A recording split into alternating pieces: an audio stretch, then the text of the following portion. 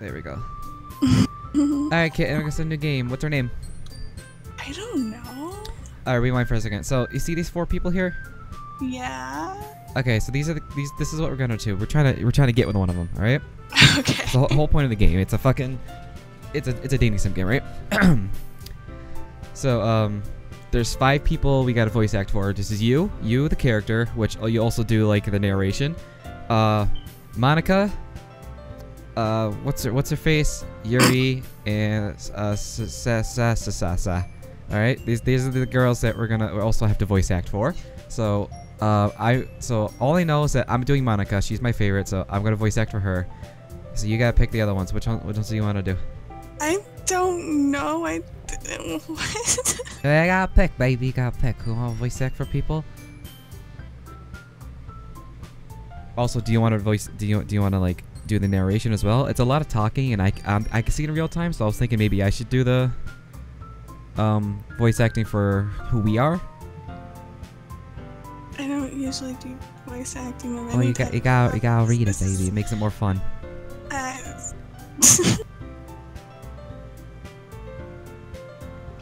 How about you do you do these 2? Okay. Okay. Let's go. I'll do Sayori and Monica and the main character, which is our character that we're the character trying to hook up with these girls. All right. Okay. Okay. So what's her name though? What are we gonna name ourselves? Know.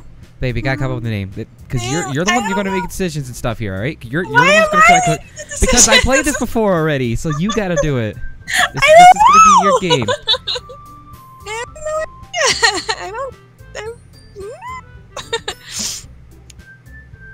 I'm not good with making decisions. You're playing this game. Pretend it's just you all alone by yourself playing this game. What's your name?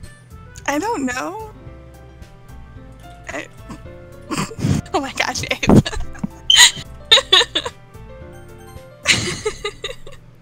Goddamn. I don't make decisions. When you're playing a video game, you make decisions. What are you talking about? You do that all the time. Yeah, but I do that like with me just sitting here myself doing it. Not Just pretend that you are. It doesn't matter. Just fucking pick something. Stop it. You're judging me. I am judging you. We gotta hey. Okay. I see an annoying girl running towards me in the distance. Waving her arms in the air like she's totally oblivious to any attention she might draw to herself. That girl's Sayori, my neighbor and good friend since we were children. You know, the kind of friend you never see yourself making today. But it just kind of works out because you've known each other for so long. That was a question. We used to walk to school together on days like this, but starting around high school, she would oversleep more and more frequently, and I would get tired of waiting up. But if she's gonna chase after me like this, I almost feel better off running away. However, I just sigh and idle in the cross so I can let Sayori catch up to me. I overslept again, but I caught you this time. Maybe because I decided to stop away from Oh no, it's Kitten, that's you. Maybe it's because I only decided to stop and wait for you. You see, you were thinking about ignoring me. That's mean, Kitten. Well, if people stare at you for acting weird, then I don't want them to think we're a couple or anything. Fine, fine. But you did wait for me after all. I guess you don't have any need to be mean if you want to. Whatever you say, Sayori. We cross the street together and make our way to school. As we draw near, the streets become increasingly speckled with other students making their daily commute. By the way, Kitten, have you decided on the club to join yet? A club? I told you already. Oh no, that's you. I told you already, I'm not really interested in joining any clubs. I haven't been looking either. I see Kitten and I think a girl and I think girl voice. Yeah. That's not true. You told me you joined a club this year. Did I? I'm sure it's possible that I did in one of our many conversations where I just basically go along with whatever she's going on about. Sorry likes to worry too much about me when I'm perfectly content just being on the average while spending my free time on games and anime. Uh-huh. I was talking about how worried you. Words are hard. I was talking about how worried that you wouldn't learn how to socialize or have any skills before college. Your happiness is really important to me, you know. And I know you're happy, but I died the thought of you becoming a NEET in the few years because you're not used to the real world. You trust me, right? Don't make me keep worrying about you. Alright. I'll look at a few clubs if it makes you happy. No promises, though. Will you just promise me you'll try a little? Yeah, I guess I'll promise you that. Yay! Why do I let myself get lectured by such a carefree girl? More than that, I'm surprised that you let myself relent to her. I guess seeing her worry so much about me makes me want to ease my mind. Worrying about me makes me want to ease her mind at least a little bit, even if she does exaggerate everything inside of her head. The school day is as nori as ever, and before I know it, it's over before I know it. Jesus Christ. After I pack up my things, I stare blankly at the wall. That's a nice wall, looking for an ounce of motivation. Clubs. Sayori wants me to check some clubs. We're going to the club. I guess I have no choice to start with the anime club. Hello? Sayori? Sayori must have come into class while I was spacing out. I look around and realize the only one left in the classroom. I thought I'd catch you coming out of the classroom, but I saw you just sitting here spacing out, so I came in. Honestly, you're even worse than me sometimes. I'm impressed. You don't need to wait up for me if it's going to make you late for your own club. Well, I thought you might need some encouragement, so I thought, you know. Know what? She then pulls out my dick as Well, you can come to my club. Sayori? Yeah? There's no way I'm going to your club. Meanie! Sayori's vice president of the literature club. Not that I was aware that she had any interest in literature. Say what, babe? Wasn't that pout though? Like, look at her face. And alright. Good little fingertips too, just little touching and stuff, dude. It's cute. In fact, I'm 99% sure 90% sure she only did it because she thought it would be fun to start a new club or help start a new club. Since she was the first one to show interest after the one who proposed the club, she inherited the title Vice President. That said, my interest in literature is guaranteed to be even less. Wow, rude. Yeah, I'm going to the anime club. Come on, please. Why do you care so much anyway? Well, I kind of told the club yesterday we could bang you. I would bring in a new member. And Natsuki made cupcakes and everything. Don't make promises you can't keep. I can't tell if Sayori is really that much of an airhead or she's so cunning as to have this all planned out. Hey, hold on, baby. I got a message from the guy. I have no idea. All I know is people have done it with me before. Yeah, I don't know how you can do all these voices. This is literally my voice. So I want to do voice acting. That's what I wanted to do. Voice for me. You do whatever you want, baby girl. You'll think of something, all right? No, I don't do that. I let out a sigh. Fine. I'll stop by for a cupcake, okay? Yes, let's go! And thus, today marked the day I sold my soul for a cupcake. I dejectedly follow Sayori across the school and upstairs, a section of the school I rarely visit, being generally used to the third-year classes and activities. Look. Ooh. What? Just takes a... Sayori, full of energy, swings open the classroom door. Everyone, the new member's here! I told you, don't call me a new member. I glance around the room. It's you, babe. Oh, I'm not gonna be as enthusiastic with this. Do whatever you want. Whatever you want, baby girl. You just read it. It's so awkward. I was just reading. I can't even say I feel weird reading in front of you because I What, just you read just- my daughter just now. But Yeah, and I was listening to you read that perfectly fine. It was cute. It was cute. It was adorable. So go, baby. Read me a story. Oh my god. Alright. Welcome to the Literature Club. It's a pleasure meeting you. How do you even say that? Sayori? Sayori Yeah. always says nice things about you. Yeah, there you go. There's the other one. Seriously, you brought a boy? Ah, fuck. Hold on. This guy's get back to me. You don't mind. Not one bit. Can't rush perfection. The guy who's doing one of the what's it called? One of the models for me. He needs an extension on the thing. Oh. On the yeah, I'm making it. He said he actually put 3 days and he meant to put 4. Oh. Okay. God, that's still you, baby girl. The way to kill the atmosphere. Ah, Kitten, what a nice surprise. Welcome to the club. All words escape me in this situation. This club is full of incredibly cute girls. Oh, what are you looking at? If you want to say something, say it. Sorry. Natsuki. Natsuki. The girl with the sour attitude, whose name is apparently Natsuki, is the one I don't recognize. Her small figure makes me think she's probably a first year. She is also the one who made the cupcakes, according to Sayori. You can just ignore her when she gets moody. Sayori says that quietly into my ear. Oh, sorry. You can just ignore her when she gets moody. Sayori says that quietly into my ear and turns back towards the other girls. Anyway, this is Natsuki, always full of energy. And this is Yuri, the smartest in the club.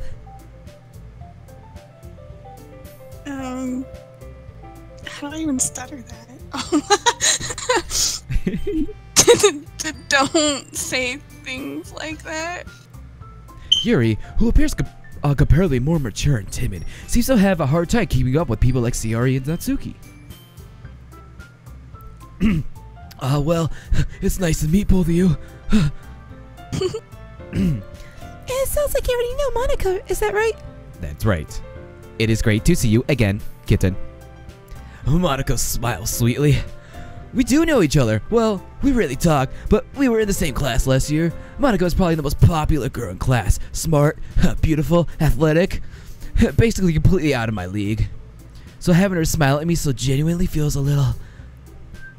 You too, Monica? Come sit down, Kitten. We made a room for you at the table so you can sit next to me and Monica. I'll get the cupcakes. Oh, hey, I made them. I'll get them. Sorry, I get a little too excited.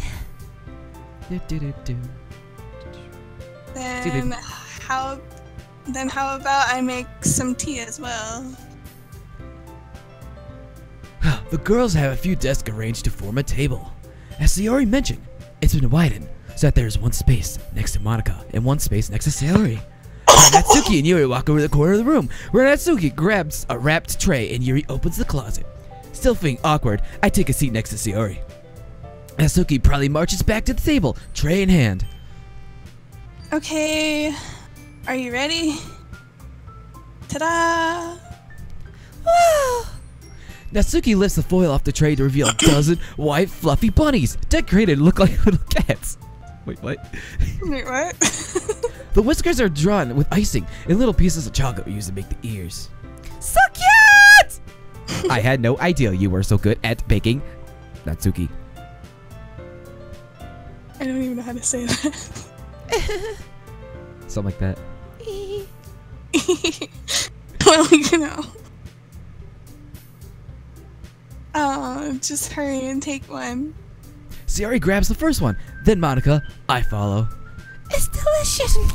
Oh, fuck, it's so good. Sayori tugs with a mouthful and has already managed to get icing on her face.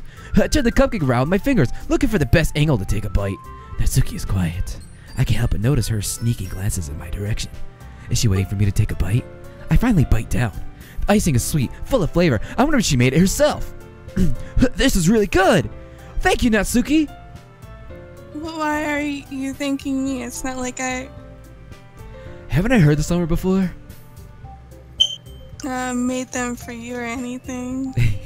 Huh? I thought you technically did. Sayori said. Well, maybe. But not for, you know, you dummy. Alright. I gave up on Natsuki's weird logic and dismissed the conversation. He returns to the table, carrying a tea set. Carries what? She carefully places a teacup in front of each of us, setting down the teapot next to the cupcake tray. You keep a whole tea set in this classroom? Don't worry, the teachers gave us permission.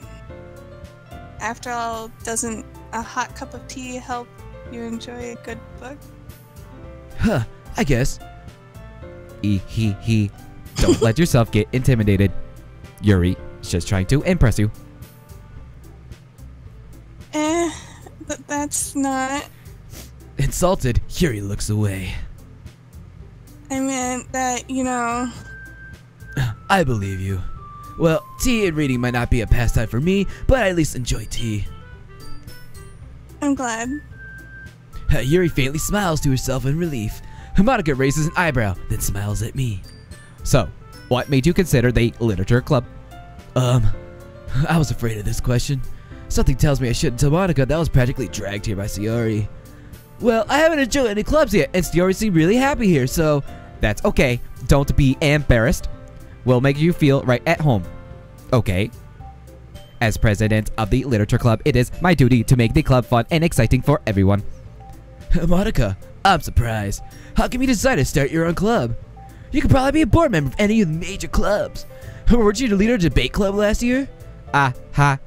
Well, you know. To be honest, I can't stand all of the politics around the major clubs. It feels like nothing but arguing about the budget and publicity and how to prepare for events. I'd rather just taking something with shutting down. I'd rather take something I personally enjoy and make something special out of it. And if it encourages others to get into literature, then I am fulfilling that dream. Monica really is a great leader. Yuri also nods in agreement. Then I'm surprised there aren't more people in the club yet. It must be hard to start a new club. You could put it that way. Not many people are interested in putting out all the effort to start something brand new, especially when it's something that doesn't grab your attention like literature.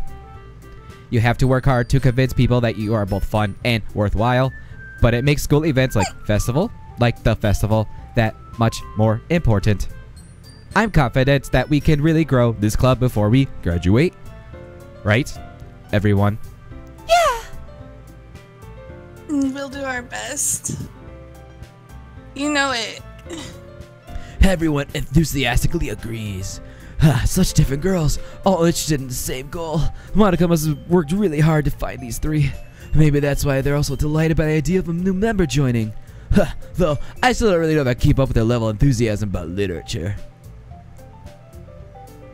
So, Kitten, what kinds of things do you like to read? Well, considering how little I've read these past few years, I really don't have a good way of answering that. Manga? I mutter quietly to myself, half joking. Natsuki's head suddenly perks up. It looks like she wants to say something, but she keeps quiet. And then, not much of a reader, I guess? Well, that can change. What am I saying? I spoke without thinking after seeing Yuri's sad smile.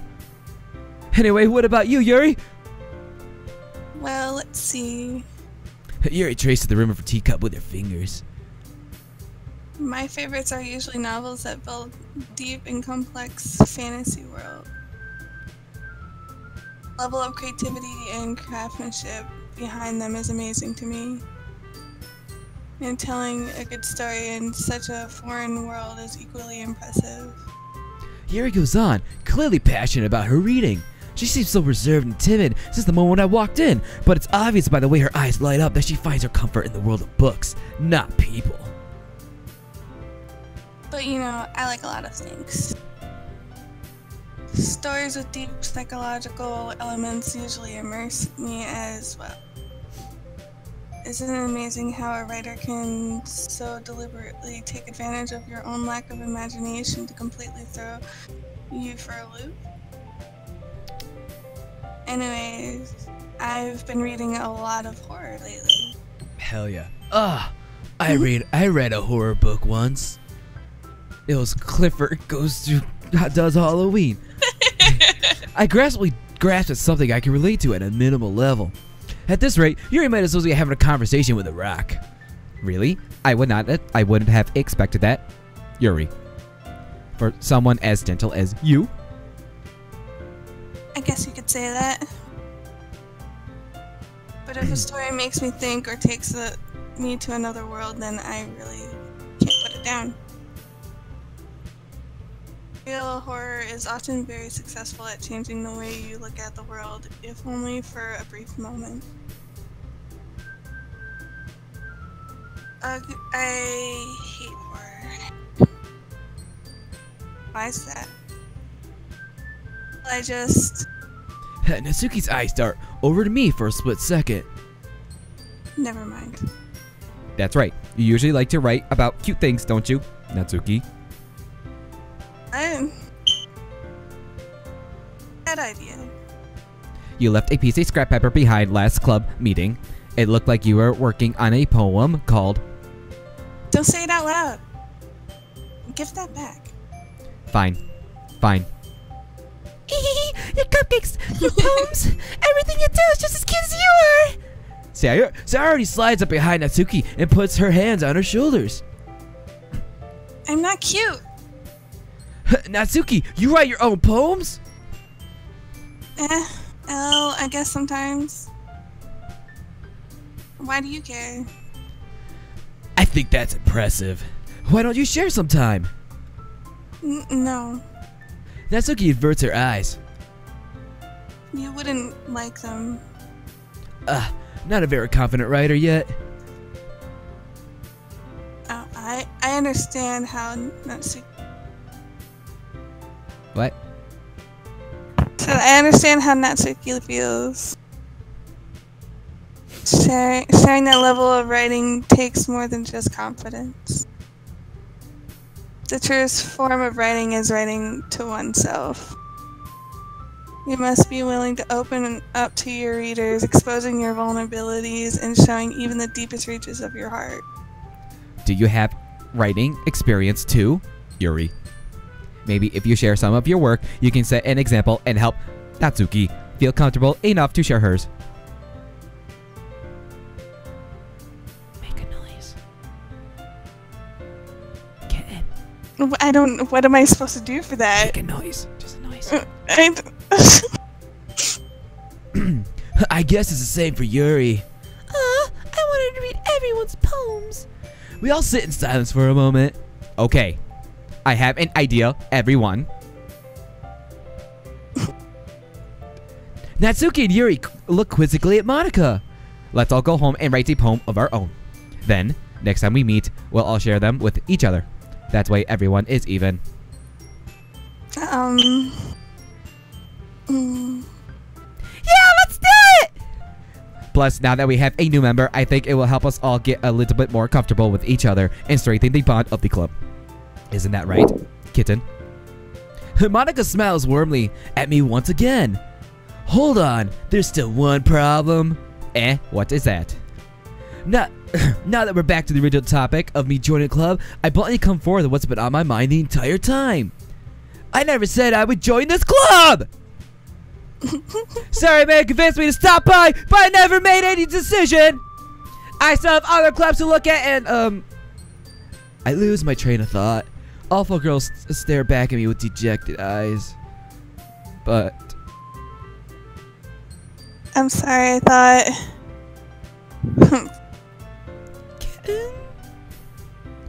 You all...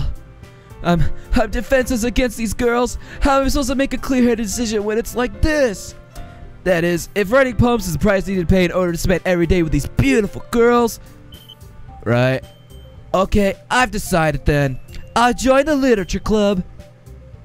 One by one, the girls' eyes light up. Yes, I'm so happy! Sayori wraps her arms around me, jumping up and down. Hey! You really did scare me for a moment. If you really just came for the cupcakes, I would be super pissed. Then that makes it official.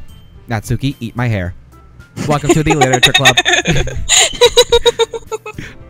Thanks, I guess. Okay, everyone. I think that we can officially end today's meeting on a good note. Everyone remember tonight's assignment. Write a poem to bring to the next meeting we can all share. Monica looks over at me once more. Kitten, I look forward to seeing how you express yourself. He. Yeah. Can I really impress the class star Monica with my mediocre writing skills? I already feel the anxiety swelling up inside me. Meanwhile, the girls continue to chit-chat as Yuri and Natsuki clean up their food. Hey, Kitten, since we're already here, do you want to walk home together?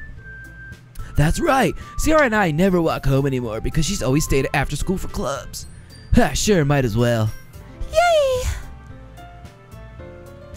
With that, the two of us depart the club and make our way home.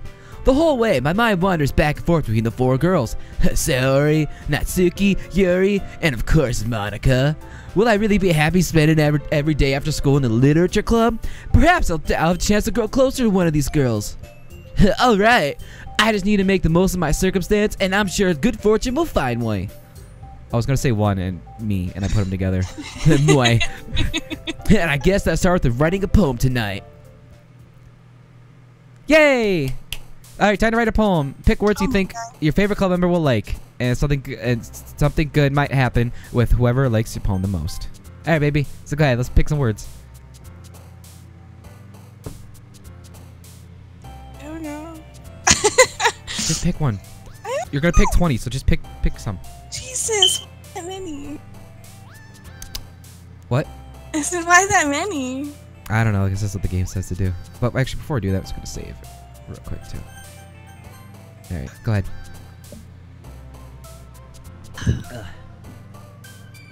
No. What, babe? I said, I don't know. Oh, babe, you pick the words, right? I am And making decisions. It's gonna make these girls happy. So who are we trying to hook up with? I don't know. Which one do you like the best so far?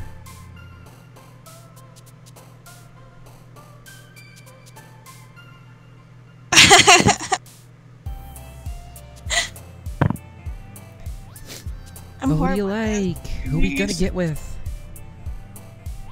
You gotta pick. Oh, You gotta pick. This is your playthrough, so you gotta pick.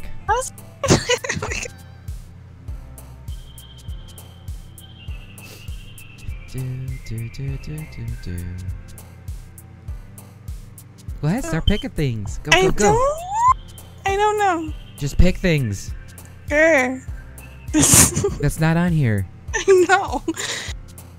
I'm not good with decisions. It's just fucking words, dude. Just I pick. know. Don't Just pick. me. Pick, pick, pick, pick, pick, pick, pick.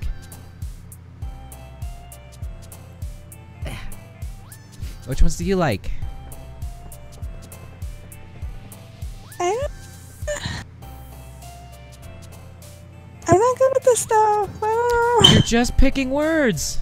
I know I am. Just say a word. Just say a word. Mm.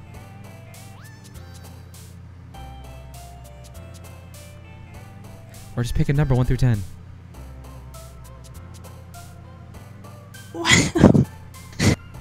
No. Oh my Gosh. god. Oh my god. Oh my god. I know you're just like, this is the easiest thing possible, but I'm weird. So you Two. you like a weird person, okay? 2. Roll again. 1. 1. Roll again. Are you 8. rolling? 1, 2, 3, 4, 5, 6, 7, 8. Roll again. 10. Roll again. 7. Roll again. 10. Roll again. 9. 5. 1, 2, 3, 4, 5. Completely ruining your playthrough. Completely ruined it. 3, 4, 5, 6. How's it? Because you're supposed to make decisions to hook up with these girls, and I'm just picking random things. You're letting a computer pick. 1, 2, 3. I'm sorry. I'm just weird. You like a weird girl, right? 10. You're playing a game. You play games all the time where you gotta make decisions. Not like this. I've never played a game like this. It's all the same, babe. If you're playing Assassin's Creed and you gotta go up and murder someone, but you can do it sneaky. You can just run up to there and kill them, and then try to get away. You can kill all the guards around them first before you go attack them. You make That's decisions easy for all the me. time. All the time. Killing decisions is easy for me. It's usually whatever's more brutal. 2, 3, 4, 5. Well, in this you're gonna be brutal and break some girl's heart because you're not gonna hook up with them. So you gotta pick the one you want. Oh my god. 6, 7. Last one. You know what? No, last one you're picking. Out of these ones, what are we picking?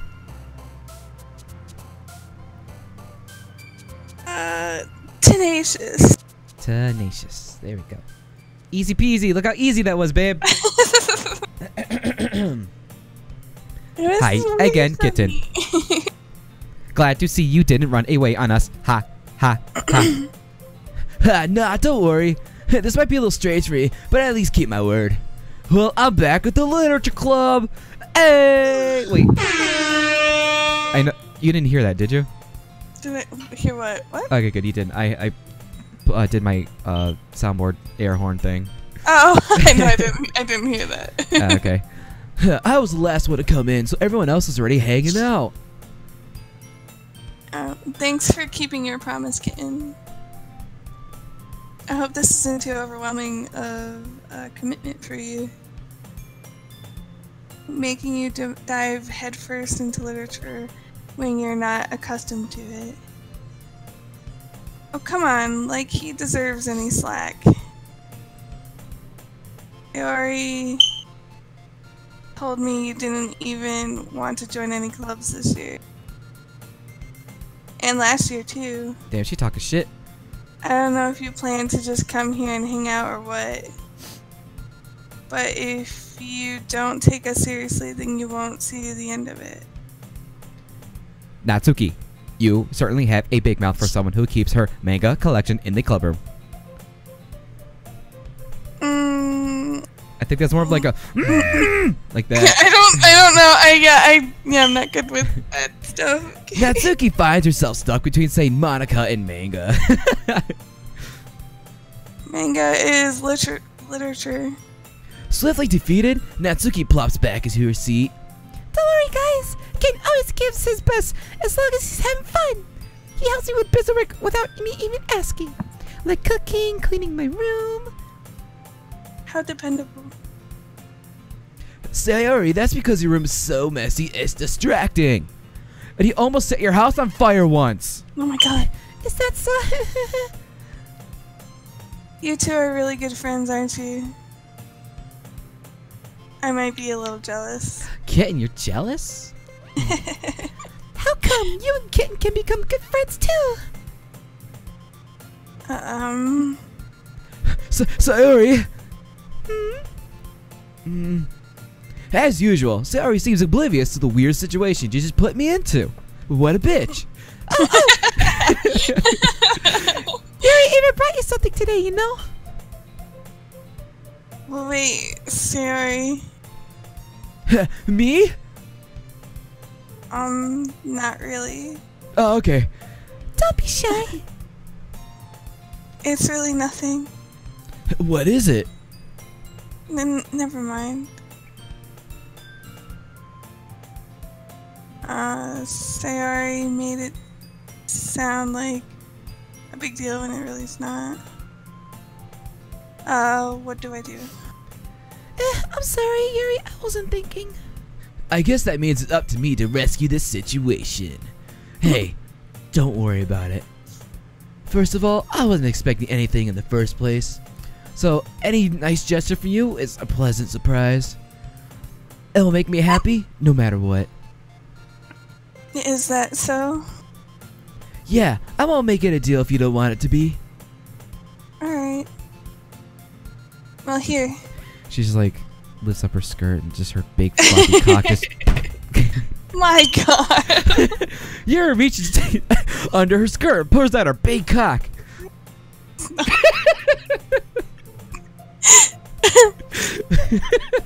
I didn't want you to feel left out. Oh my god. After you said that with her saying that, oh my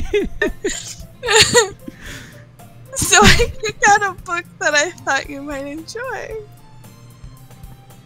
It's a short read, so it should keep your attention even if you don't usually read. Damn, she calling you idiot.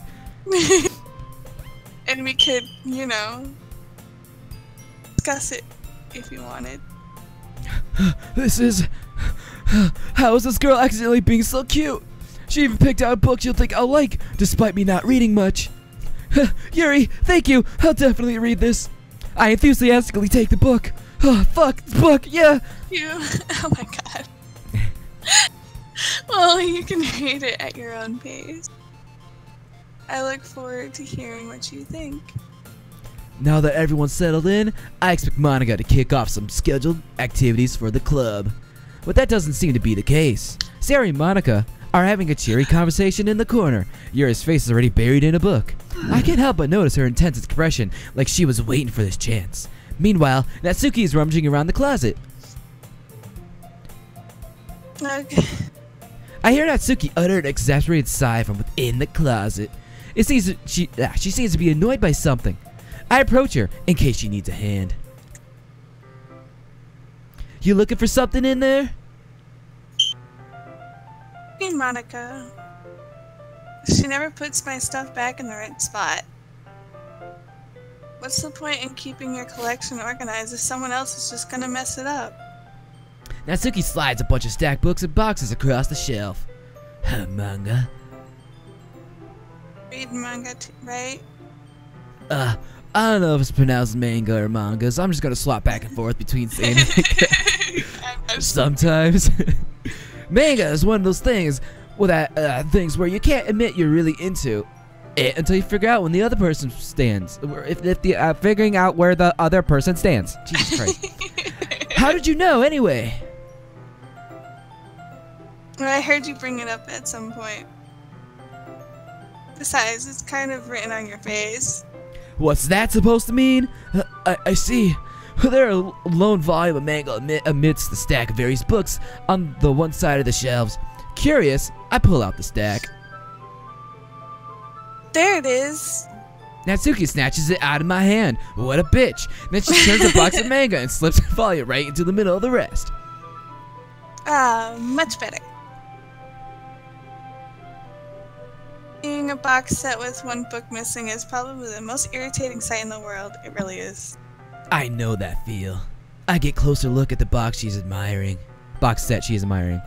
Parfait Girls? It's a series I've never heard in my life. That probably means it's either way out of my demographic or it's simply terrible. If you're gonna judge, you can go do it through the glass on that door. She points to the classroom door. Hey, I wasn't judging anything. I was just judging you. I didn't even say anything. That's how you know I wasn't judging you. It was the tone of your voice. But I'll tell you one thing, kitten. Consider this a lesson straight from the literature club. Don't judge a book by its cover. In fact, This bitch was saying you brought a boy the second we came in. She was literally judging a book by its cover the second we came in. Exactly. Natsuki pulls out the first volume of Parfait Girls from the box. I'm gonna show you exactly why. She shoves the book right into my mouth. I'm choking on the cover. Oh god, that features 4 girls in colorful attire striking animated and feminine poses. It's exceedingly What the fuck does that mean? No idea. I don't know. Don't just stand there. Die already. Natsuki grabs my arm and pulls me out of the closet. Holy shit, I like girls now. Then she takes a seat against the wall beneath the windowsills. She passed on the ground next to her, signaling me to die there.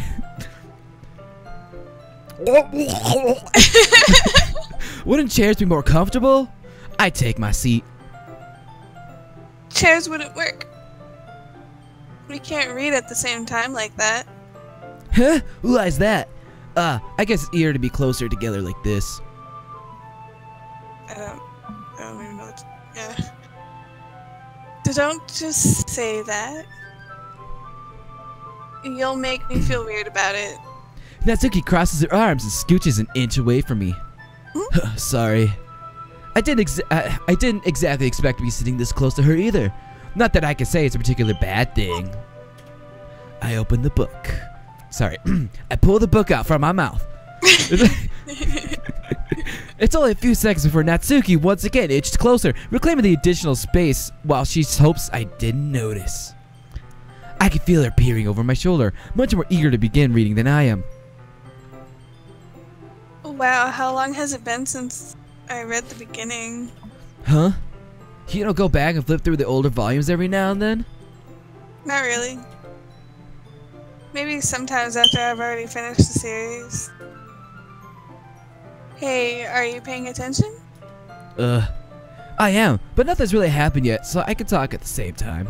It looks like it's about a bunch of friends in high school. Typical slice of life affair. I kind of grew out of these since it's rare to be raw. It's rare for the writing to be entertaining enough to make up for the lack of plot. So, what should I expect from this? Is there gonna be like a plot? Like, where are the tits? Well, obviously. Okay, good, cause you ain't got no tits, so I really need some tits right now. You think I would enjoy something that didn't have a plot? Oh, you like tits too? Hell yeah, dude. I mean, well, I guess I know what you're saying. A lot of the beginning is about a simple thing. Like, there's a really funny chapter where they're obsessed with the guy at the ice cream shop. But that just helps you get to know the characters. And besides, it's still entertaining. But later on, there's all kinds of drama. Like when they get into all their backstories and when some of the romance starts to happen. That's really what makes it good. It's so good. There are so many touching parts. Is that so? This is gonna turn into a hentai, huh? Sounds like you really know what you're talking about. Maybe I underestimated you.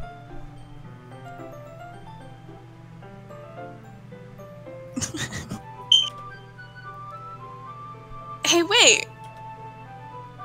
What's that supposed to mean? Now I hit her. Natsuki gives me a little shove. I just meant that I haven't yet seen you at your full power. Good save. This chapter seems like it's about baking. This is just a guess, but is there a lot of baking in this manga? Well... Natsuki pauses for a moment, as if she doesn't want to admit something. Yeah. Why does that matter? It doesn't. I was just curious. Since you enjoy baking too, right? That's... just a coincidence. I just happened to get into baking around the same time I got this manga. Like I would ever get into anything because it's in a manga. I feel bad for anyone that impressionable. Definitely not a coincidence. You just read what it says. It said ah ha ha. So you go ah ha ha. Yeah, but it seems so awkward. It's not, babe. It's just reading. You're doing voice acting. That's what you do. You gotta like get into the character and stuff. I You know? don't do voice acting. You're doing it right now, babe. You're doing it. Don't even. You're doing it left. Oh yeah, because I'm really getting into it, and you're getting there. You'll get into it, baby. It just takes time. You'll get there. I guess that explains Natsuki's interesting in baking. Still, of all the hobbies to pick up for manga, that's definitely one of the better ones. Not to mention, she's really good at it, so who am I to judge? Oh! We read on for a few more minutes. Oh, I finished a couple chapters at this point, isn't she? She's a cute little... Just want to squish her little face. Are you sure this isn't boring for you? It's not. Even though you're just watching me read? Well, I'm fine with that. If you say so. I guess it's fun sharing something you like with someone else. I always get excited when I convince any of my friends to pick up a series I enjoy. You know what I mean? You don't? That's not... Well, I wouldn't really know. What do you mean? Don't you share your manga with your friends? Could you not rub it in him? Jeez. Sorry. Like, I could never get my friends to read this. They just like manga. They just think manga is... Can't even bring it up without them being all like... you still haven't grown out of that yet? It makes me want to punch them in the face. I know those kinds of people. Honestly, it takes a lot of effort to find friends who don't judge, much less friends who are also into it. I'm already kind of a loser, so I guess I gravitated toward the other losers over time. But it's probably harder for someone like you. Yeah, that's pretty accurate. Damn. Wait, which part? I mean, I feel like I can't even keep it in my own room. I don't even know what my dad would do if he found this.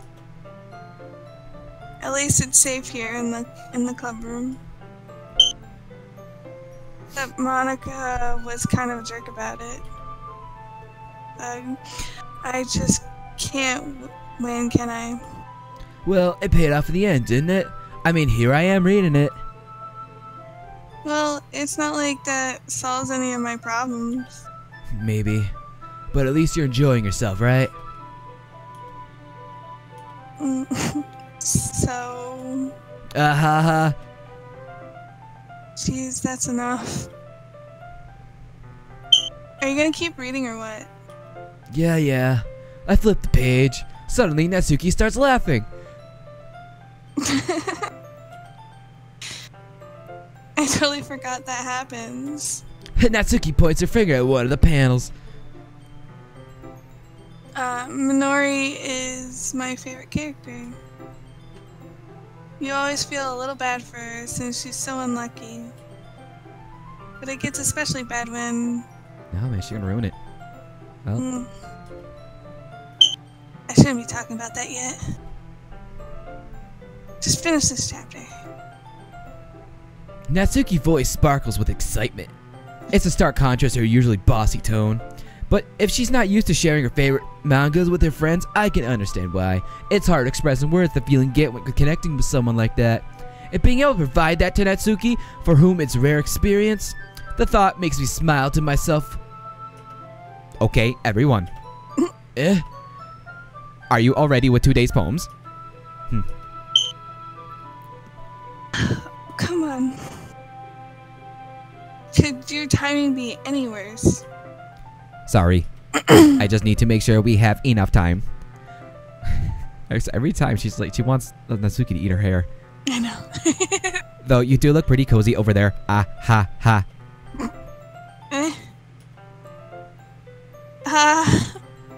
Natsuki suddenly notices how close she's gotten to me. She hastily slides herself a good 12 inches away from me. Alright, guess we'll stop here for now. What a rude bitch. I close the book and hand it towards Natsuki. You're just giving it back? Don't you want to know what happens? Yeah, but Monica just said... Don't be dumb. Just take it home with you. Is that really alright? I say that mostly because I really didn't plan on using my spare time to read this. Well, of course. It would take forever to finish if you didn't take it home. Let's finish that one before tomorrow so we can start the next one. And if it gets bent, I'll kill you. By tomorrow? I only got partway through the volume so far. I might fall behind in some shows if I try to get through this. But I suppose it's necessary sacrifice in exchange for seeing Natsuki's enthusiastic face. Or am I more scared of what will happen if I don't finish it? Alright then. I stand up. I return to where I put my stuff and carefully slip the book into my bag. By the way, did you remember to write a poem last night? Yeah. My relaxation ends. I can't believe I agreed to do something so embarrassing. I couldn't find much inspiration since I never really done this before. Well, now that everyone is ready, why don't you find someone to share with? I can't wait! Zari, Monica, enthusiastically pull out their dicks. Oh my god. Zari is on a wrinkled sheet of loose leaf torn from a spiral notebook. On the other hand, Monica wrote hers in a composition notebook. I can already see Monica's pristine handwriting from where I sit. Natsuki and Yuri reluctantly comply as well, reaching to their bags. I do the same myself. Oh, whose poem are we gonna read first, babe? Hold on, I'm safe. Yes. Alright. Who are we gonna read first? Natsuki. I told Natsuki I was interested in her poems yesterday.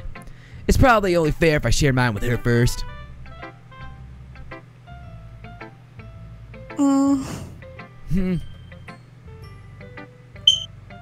Okay, well, let's start with the things I don't like. Damn. First of all, Natsuki rereads my poem. never mind. I don't feel like giving you my opinion. Then what's the point of sharing in the first place? I wrote this when I could have been doing other things. What? I don't know either. In fact, remember how I said I wanted to read your poems? That's why I had them. That's what I had in mind when writing this. I wanted to help you feel comfortable enough to share yours, like Monica said.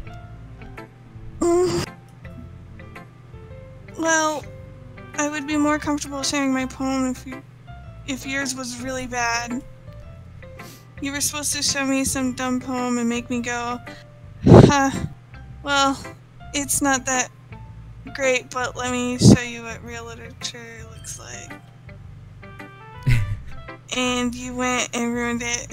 Damn, our random number generator made a good poem. I hope you're happy. So, in other words, you're saying you really liked it? Natsuki retorts. Yasuki's retort gets caught in her throat. I don't understand that. That's like, me to you. word. That.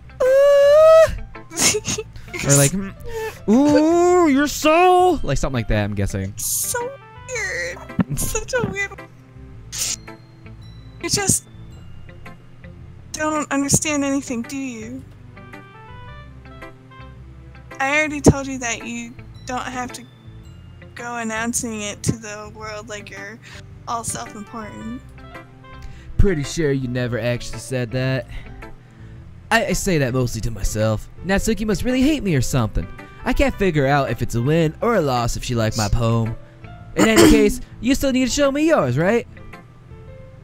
Grr, fine, I guess. Only because Monica will make me if I don't. Eagles can fly, monkeys can climb, crickets can leap, horses can race, owls can seek, cheetahs can run, eagles can fly, people can try, but that's about it. Okay, cool. That's a poem. Yeah. I told you that you weren't gonna like it. I like it. What? Just be honest. I am. Why are you so convinced that I wouldn't like it? Well, because everyone in high school thinks that writing has to be all sophisticated and stuff. People don't even take my writing seriously. But isn't that the point of poems, for people to express themselves? Your writing style wouldn't make your message any less valid. Yes, exactly. I like when it's easy to read, but it hits you hard. Like in this poem. Seeing everyone around you do great things can be really disheartening. So I decided to write about it. Yeah, I understand. But the other nice thing about simple writing is that it puts more weight on the wordplay. Like, I set up for a rhyme at the end, but then made it fall flat on purpose. It helps bring out the feeling in the last line. So you did. I guess more went into that than I realized. That's what it means to be a pro. I'm glad you learned something. Didn't expect that from the youngest one here, did you? Yeah, guess not. I decided to humor her with that last comment. I really don't care how old everyone is, but if Natsuki is feeling proud, then I won't take that away from her. Aw, that's nice. Alright, who's next? Sayori.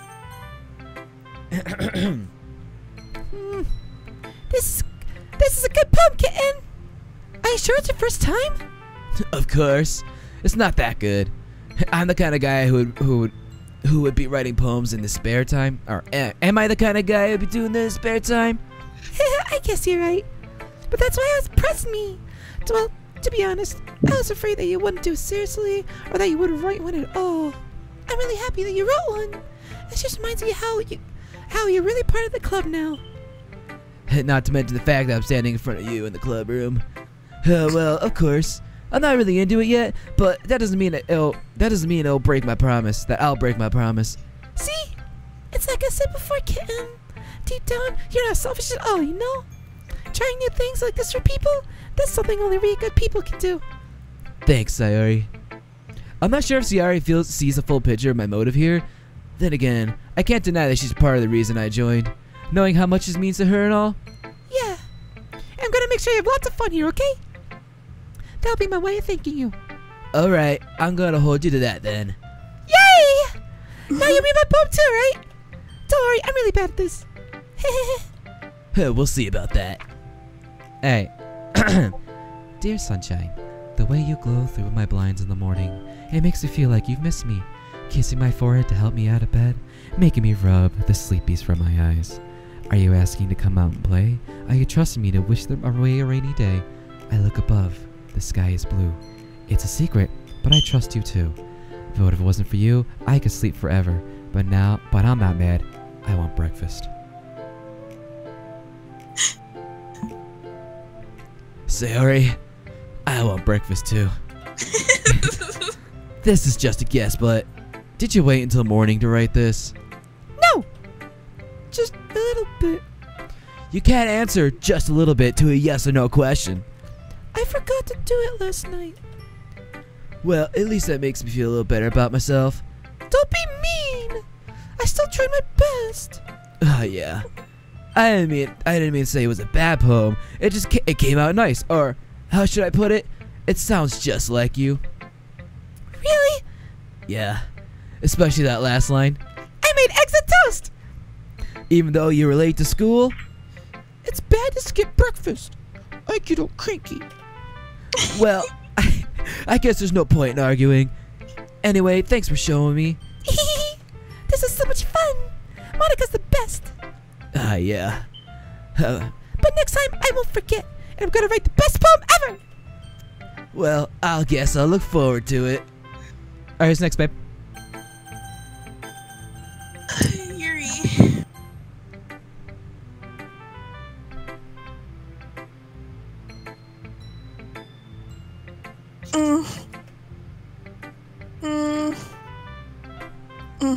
Damn, she's judging hard. Yui stares at the poem. A minute passes. A minute more than enough time for her to finish reading. Oh. Sorry. I forgot to start speaking. It's fine. Don't force yourself. I'm not. I just need to put my thoughts into words. Hold on. Okay. This is your first time writing a poem, right? Yeah? Why do you ask? I'm just making sure. I guess that it might be after reading through it. Ah, so it's that bad? No! Did I just raise my voice? I'm sorry. I'm so sorry. I'm so sorry. No, babe, you're fine. I don't know what you're talking about. You're fine. I missed a Yuri, word! Yuri buries her face in her hands. I couldn't help but notice that it's been several minutes and we really haven't gotten anywhere. Hurry the fuck up. It might take Yuri a while to get used to the new people. It's fine. I really didn't notice. What were you saying? Right, it's just that there are specific writing habits that are usually typical of new writers. And having been through that myself, I kind of learned to pick up on them.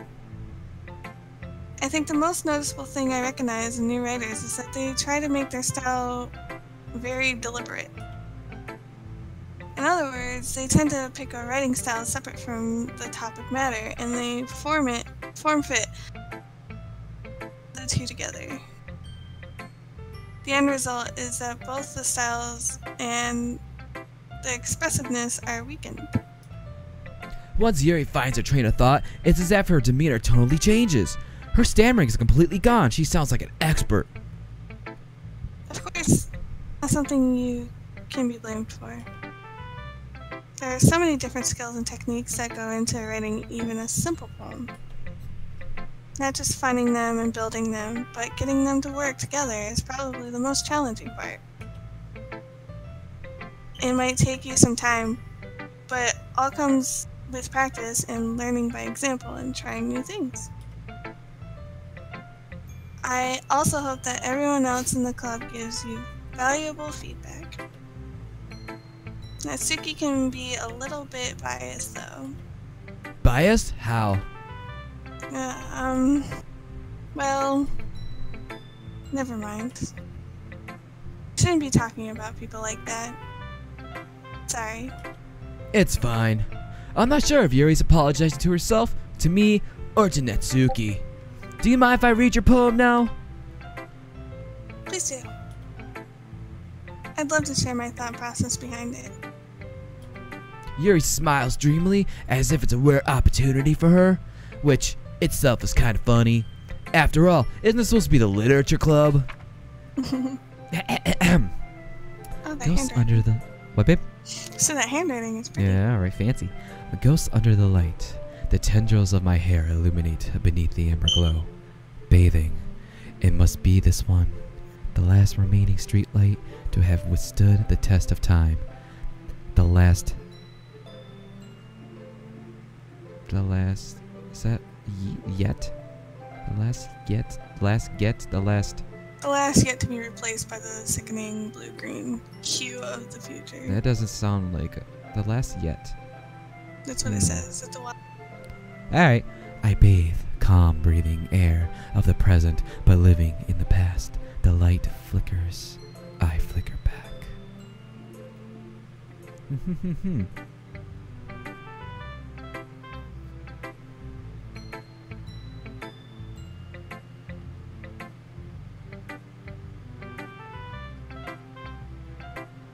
Kitten. Oh my god. What? Mike, and fucking Mike was being stupid. Alright. Yeah, you got it?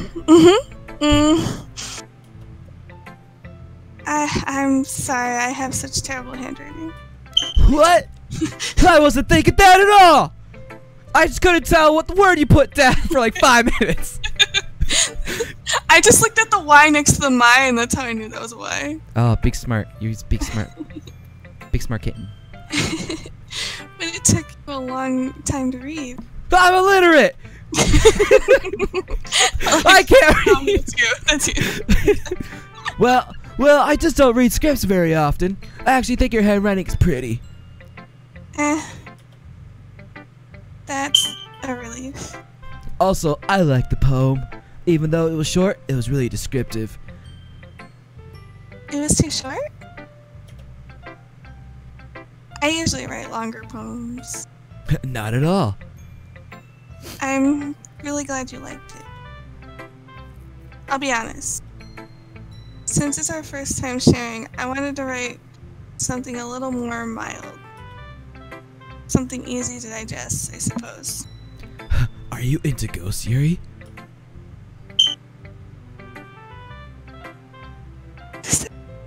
What? It looked like this is. What is that?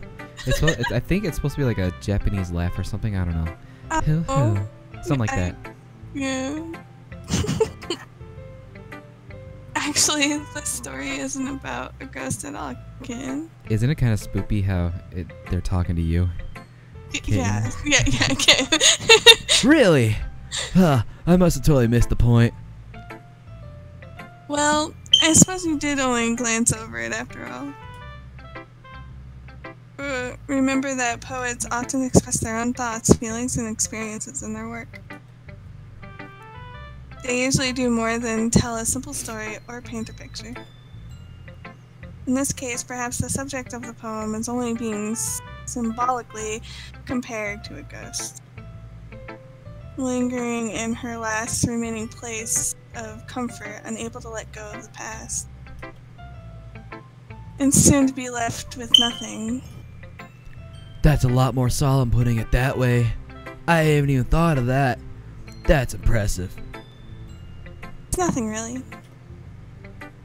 Well, it makes me happy that you think that. Just remember that it won't be long before you pick up on these things too. Yeah, maybe you're right. I guess I'll have to keep trying. I'm counting on you. Yay! Now Monica. Best girl Monica. Hi, kitten. Having a good time so far? Yeah. What about voice, babe? The way you do that voice. I love you, it. you like a robot voice? Yeah. Good. Glad to hear it. By the way, since you are new and everything, if you ever have any suggestions for the club, like new activities or things we can do better, I'm always listening. Do not be afraid to bring these things up, okay? Alright, I'll keep that in mind. Of course I'll be afraid to bring things up. She's a fucking robot. She could crush my bones with her fucking pinkies. How much better I just going with the flow until I'm more settled in. Anyway, you want to share your poem with me? It's kind of embarrassing, but I guess I have to. Ah, ha, ha, ha. Don't worry, kitten. We're all a little embarrassed today, you know. But it's that sort of barrier that we will all learn to get past soon. Yeah, that's true. Can you please put the gun down? I had my poem to Monica. I like it, kitten. Really? It's a lot cuter than I expected. Ah, ha, ha, ha. Oh, jeez. No. It kind of makes me think of something Natsuki would write. And she's a good writer too. So take that as a compliment. If you say so. Yep.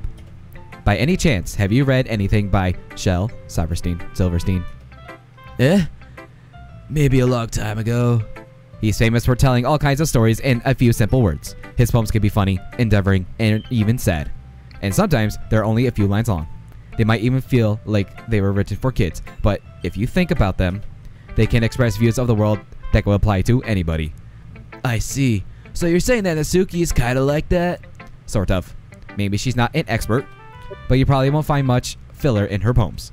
They might be easy to write, but they're super challenging just to get the meaning through. So I can see why it would be your kind of poem to explore.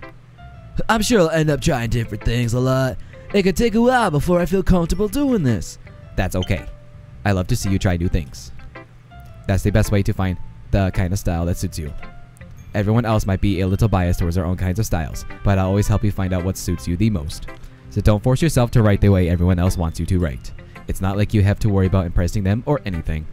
Ah, ha, ha. Anyway, do you want to read my poem now? Don't worry, I'm not very good. You sound pretty confident for someone who claims to not be very good. Well, that's because I have to sound confident. That doesn't mean I always feel that way, you know.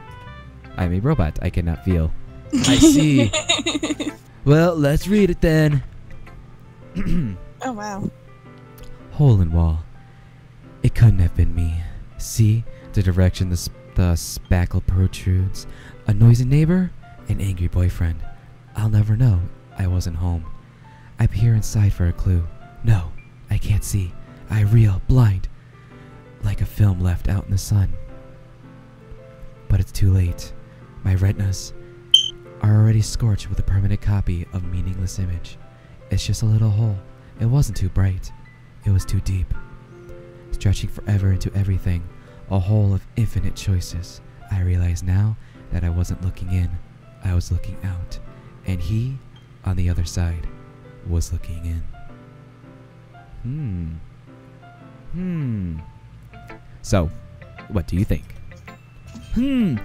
It's very free form, if that's what you call it. Sorry, I'm not the right person to ask for feedback. Ah, ha, ha, it's okay.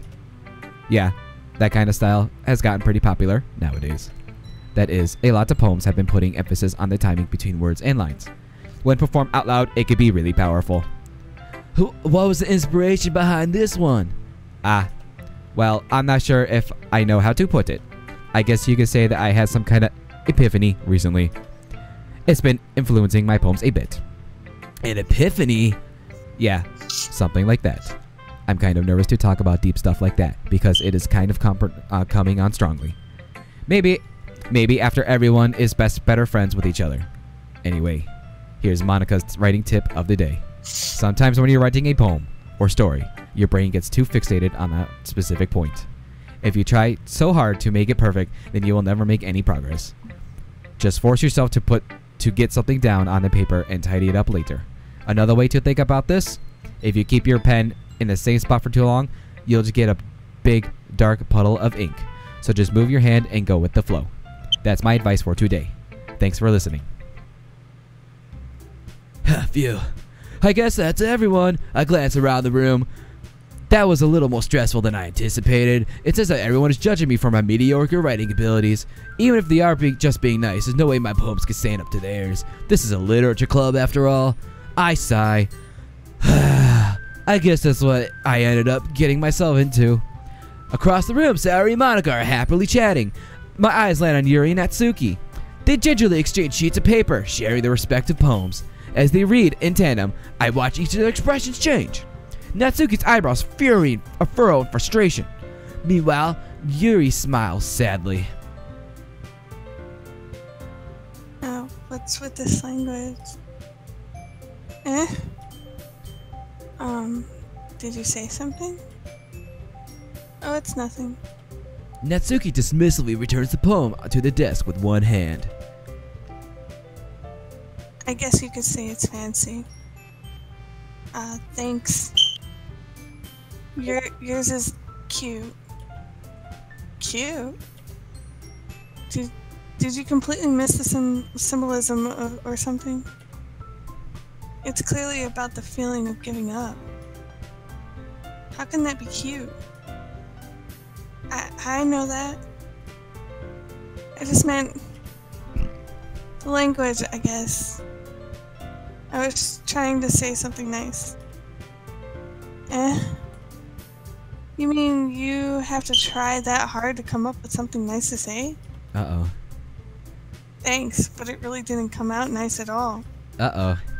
Uh-oh. Well, I do have a couple of suggestions. If I was looking for suggestions, I would have asked someone who actually liked it. That doesn't make any sense. You're supposed to get people that don't like it to yell at you about things. Exactly. Which people did, by the way. Sayori liked it. And Kitten did too. So based on that, I'll gladly give you some suggestions of my own. First of all, excuse me? I appreciate the offer, but I've spent a long time establishing my writing style. I don't expect it to change anytime soon, unless, of course, I come across something particularly inspiring. Which I haven't yet. And Kitten liked my poem too, you know. He even told me he was impressed by it. Natsuki suddenly stands up. Oh? I didn't realize you were so invested in trying to impress our new member, Yuri. That's not what I... You're just... Yuri stands up as well. Maybe you're just jealous I can't appreciates my advice more than he appreciated yours. Huh? And how do you know he didn't appreciate my advice more? Are you that full of yourself? No. If I was full of myself, I would deliberately go out of my way to make everything I do overly cutesy. Ooh! Ooh! Shots fired! Is everyone okay? Well, you know what? I wasn't the one whose boobs magically grew a size bigger as soon as Kitten started showing. Oh! Fuck! Shots fired! Natsuki! Natsuki, that's a little. That doesn't involve you. Oh, this doesn't involve you. I don't like fighting, guys. Suddenly, both girls turn towards me as if they just noticed I was standing there. Kin! She's trying to make me look bad. That's not true. She started it. If she could get over herself and learn to appreciate that simple writing is more effective, then this wouldn't have happened in the first place. What's the point in making your poems all convoluted for no reason? The meaning should jump out at the reader, not force them to have to figure it out. Help me explain that to her, kitten. Wait. There's a reason we have so many deep and expressive words in our language. It's the only way to convey complex feelings and meaning the most effectively. Avoiding them is not only unnecessarily limiting yourself, it's also a waste. You understand that, right, kitten? Well... How did I get dragged into this in the first place? It's not like I know anything about writing, but whoever I agree with, they'll probably think more highly of me. Of course, so that's gonna be... What are we doing? What are we doing, babe? Oh my god, I don't know,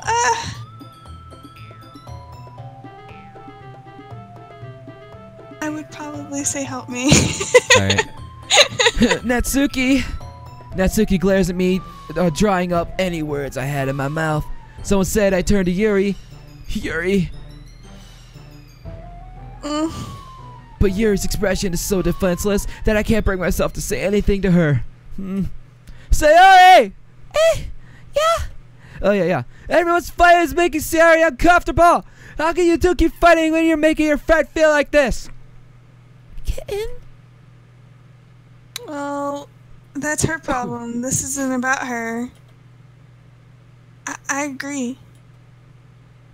It's unfair for others to interject their own feelings into our conflict. Yeah, unless Sayori wants to tell Yuri what a stuck-up jerk she's being. Damn. She would never.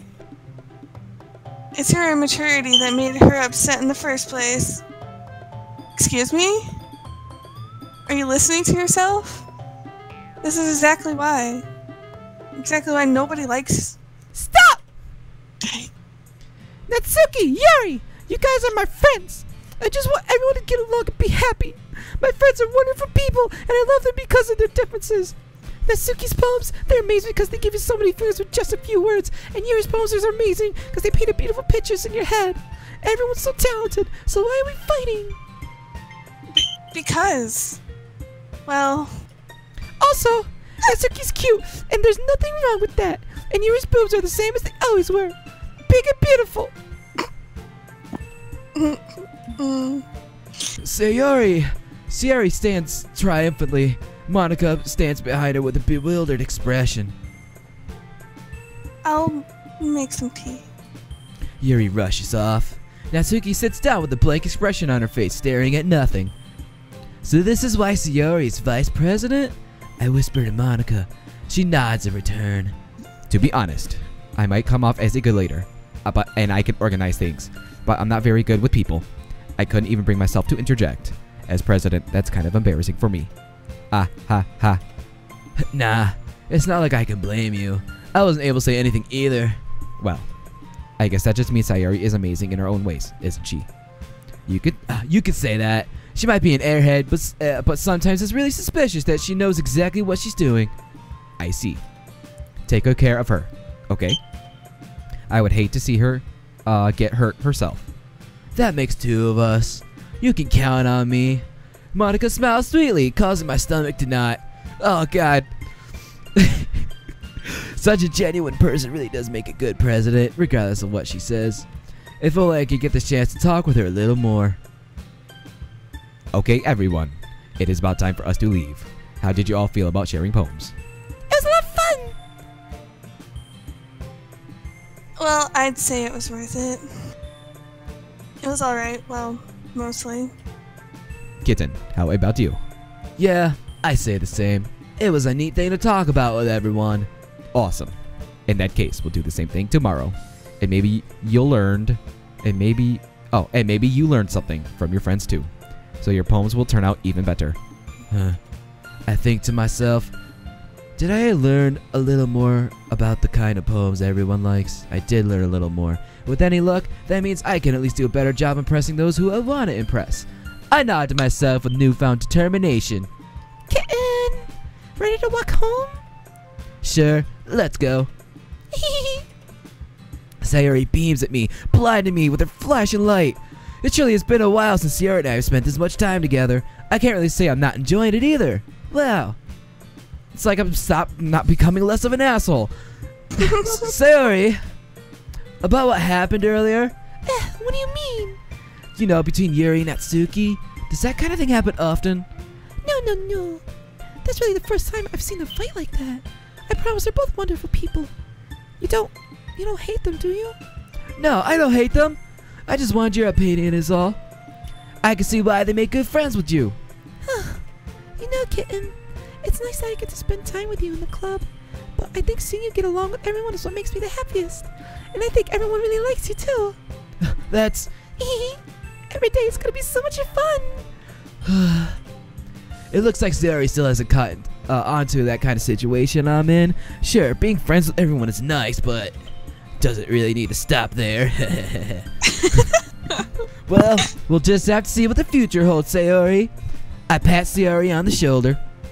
I said that more to myself than to her, but it's easy to use Sayori as an internal monologue sometimes. Okay. Yeah, let's do this.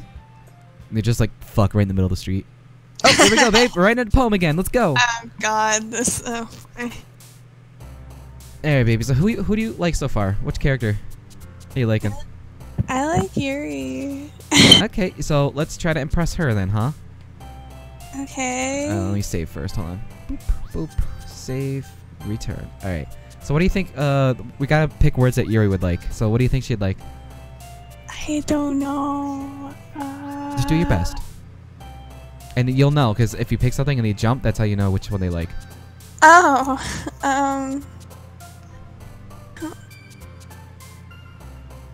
I don't know. I think... Did she... Infinite? Yeah, okay, she liked that one. Alright. She's spoopy. Maybe she likes dark, I think? Maybe. Nope, that was Sayori. Okay. Well then.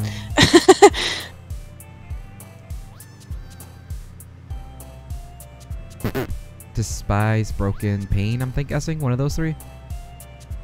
She is edgy. She's very edgy. So I'm guessing she like one of those. Which one, baby?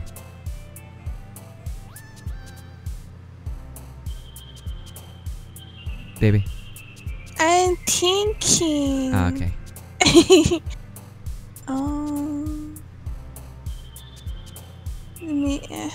I don't know.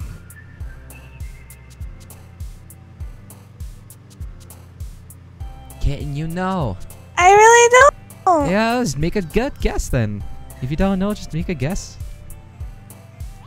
I'm not good at guessing. Pick one.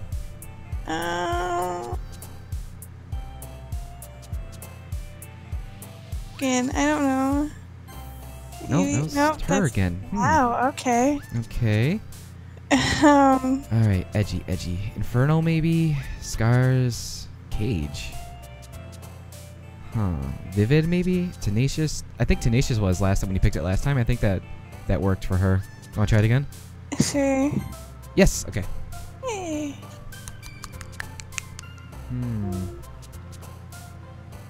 Jeez, I don't know about this one. Maybe agonizing? Maybe. Yep. Philosophy, definitely, yeah. Yeah. La.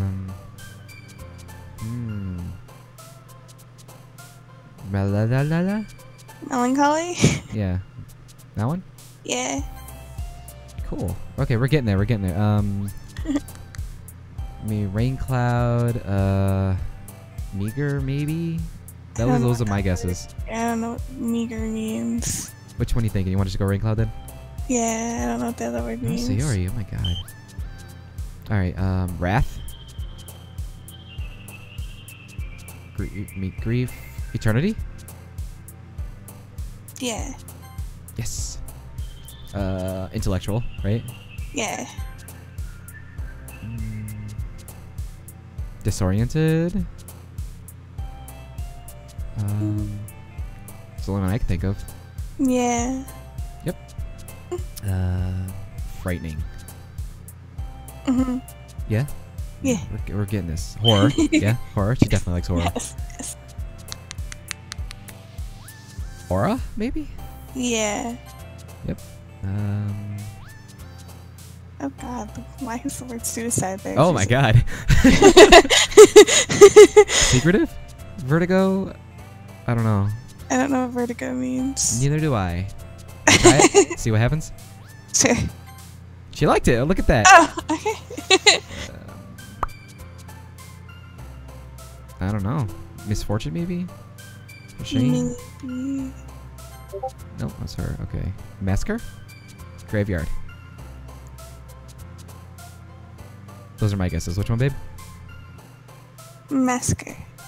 Nice. Disaster fantasy? She did talk about going to fantasy worlds, but I think she did too, though. Existence. That's something to think about. Hold on, Brandon finally answered me. Ah, okay. It only took him 2 days to answer me, but you know. Sounds about right. Wait, what's soda? I didn't even know we had soda. Nice. I bought Coke. That's what I did. Jack and Coke. I literally did Jack and Coke. It's always what's in it for me every time. You tell him my appreciation. No, it's mainly he wants me to watch Rosie. That's what it always is, because the less he has her, the happier he is. It's actually pretty sad.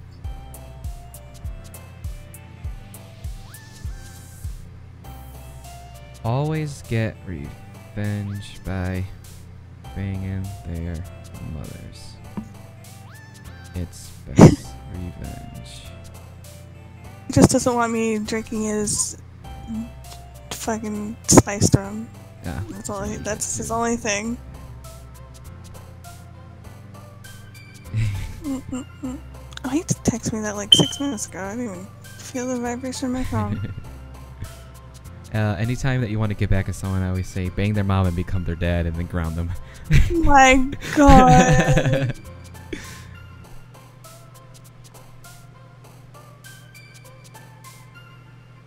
Hey babe, do you spoop around on my server, by the way? Do I do what now? Do you like spoop around on it, like go look at other things and stuff, or do you just like On your just server? or do you just look for people talking in certain places? Mainly just when people are talking, Okay. but I have looked at certain things, Cool. and I don't know.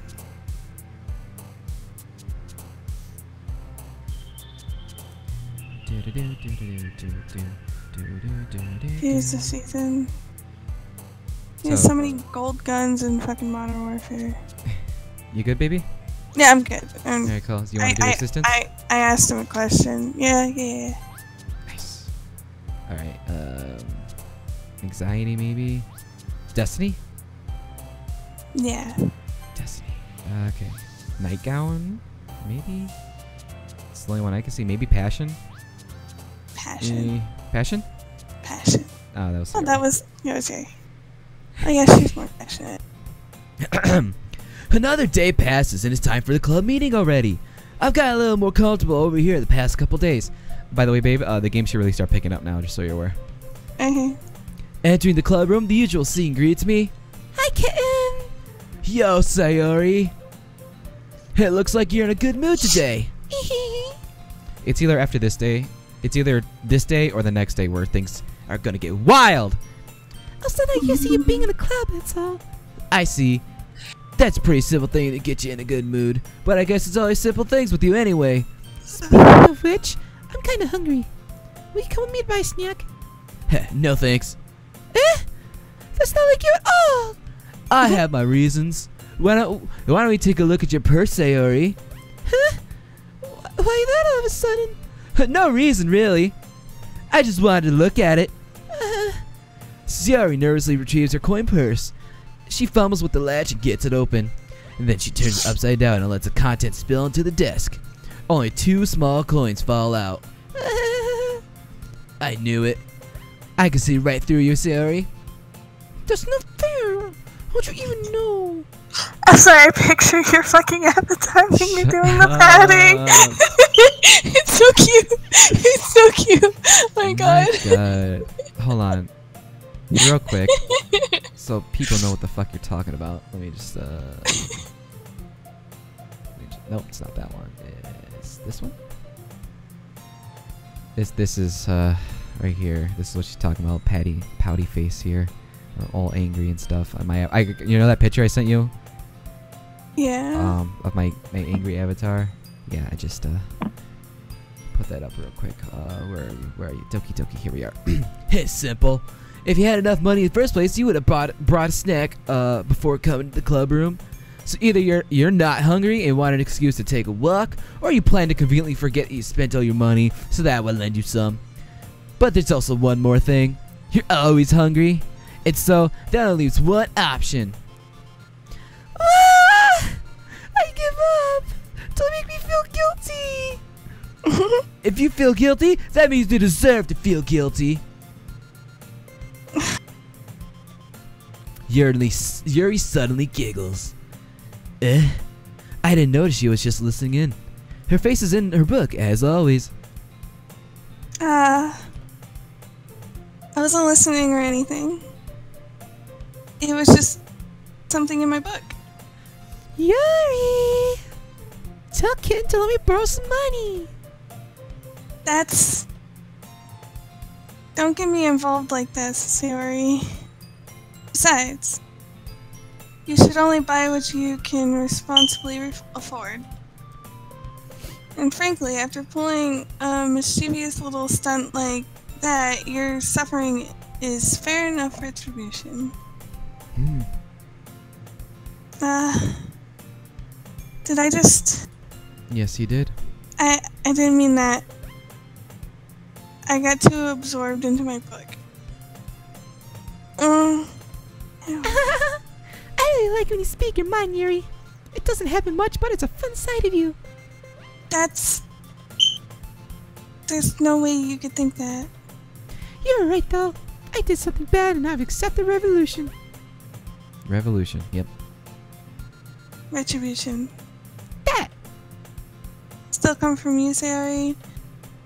I guess there's a little devil inside all of us, isn't there? Don't let her fool you. Sayori knows exactly what she's doing. After all, she told you guys she was bringing me to the club before she even told me.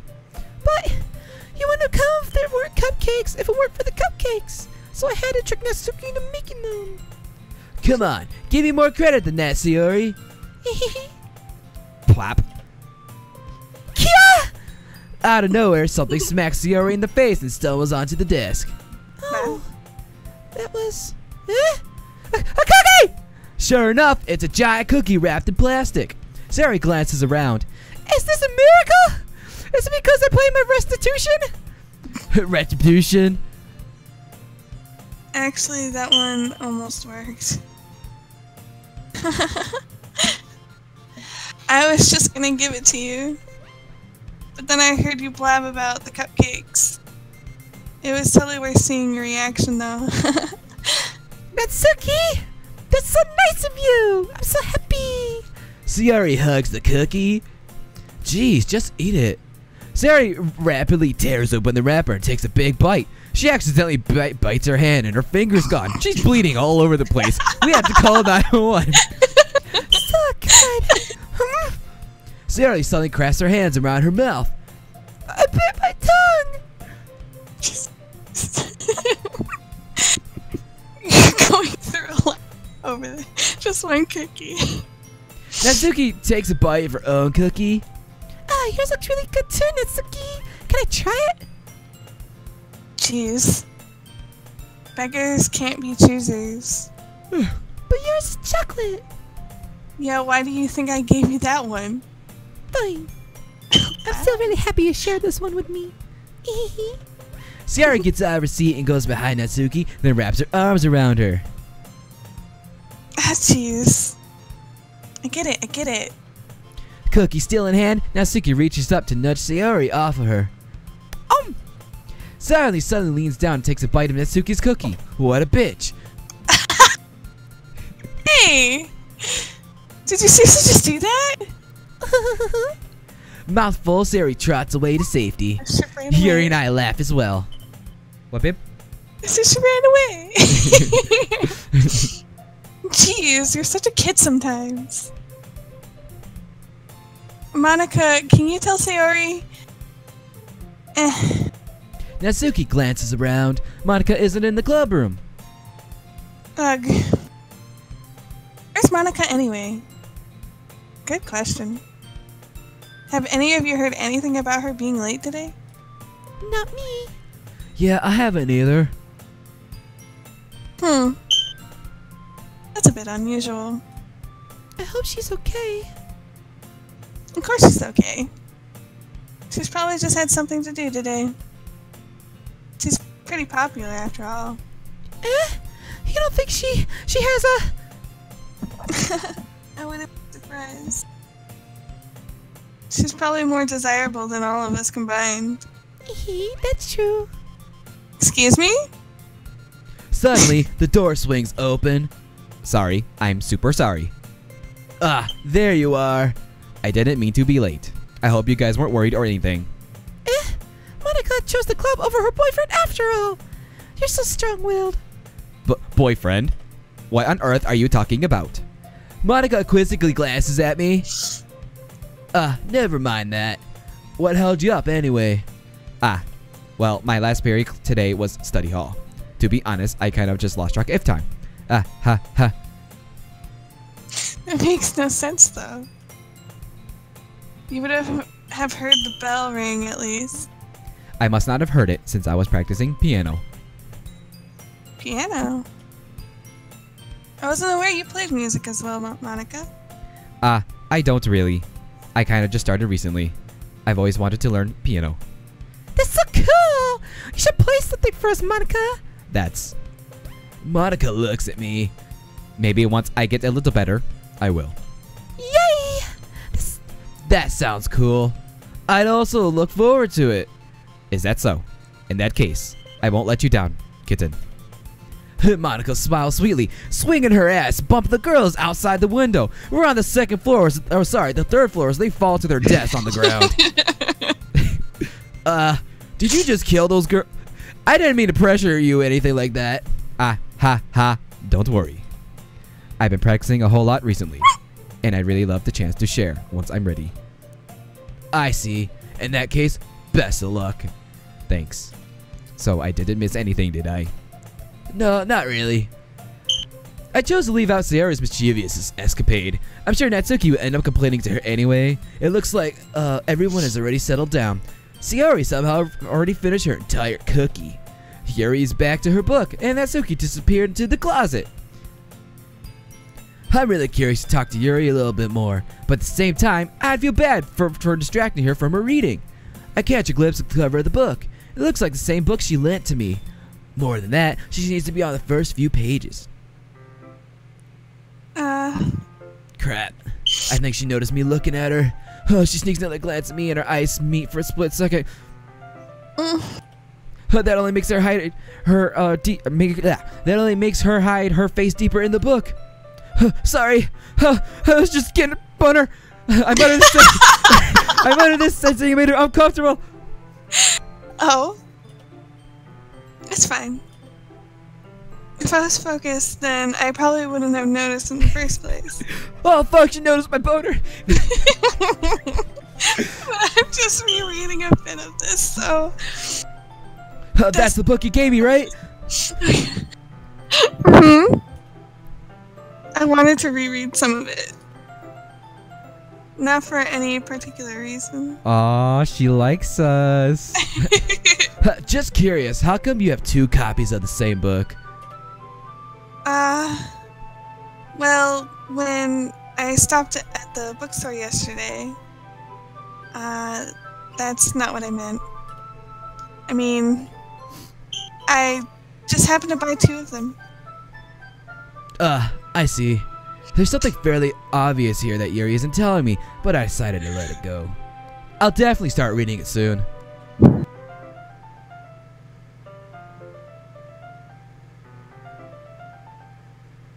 Babe, Is that it? Is I didn't hear you. I need my. Yeah, I said I'm glad to hear. I had my. Big dumb. Yeah, being big dumb. Once it starts to pick up, you might have a hard time putting it down. It's a very engaging and relatable story. Is that so? What's it about anyway? Well, Yuri closes the book and scans her eyes over the back. The book is titled Portrait of Markov. There's an ominous looking eye symbol on the front cover. alright. I just wanted to make sure I don't accidentally give anything away. Basically, it's about this girl in high school who moves in with her long-lost younger sister. But as soon as she does, so her life gets really strange. She gets targeted by these people who escaped from a human experiment prison. And while her life is in danger, she needs to desperately choose who to trust. No matter what she does, she ends up destroying most of her relationships and her life starts to fall apart. That's kind of dark, isn't it? Yuri made it sound like it was going to be a nice story, so that dark turn came out of nowhere. Yuri gently giggles all of a sudden. Are you not a fan of that sort of thing, kitten? Nah, I'm not a big fan of psychopaths. No, it's not that. I mean, I could definitely enjoy these kind of stories, so don't worry. I hope so. Yeah, I totally forgot that Yuri's into those kind of things. She's still shy and reclusive on the outside, but her mind seems to be completely different.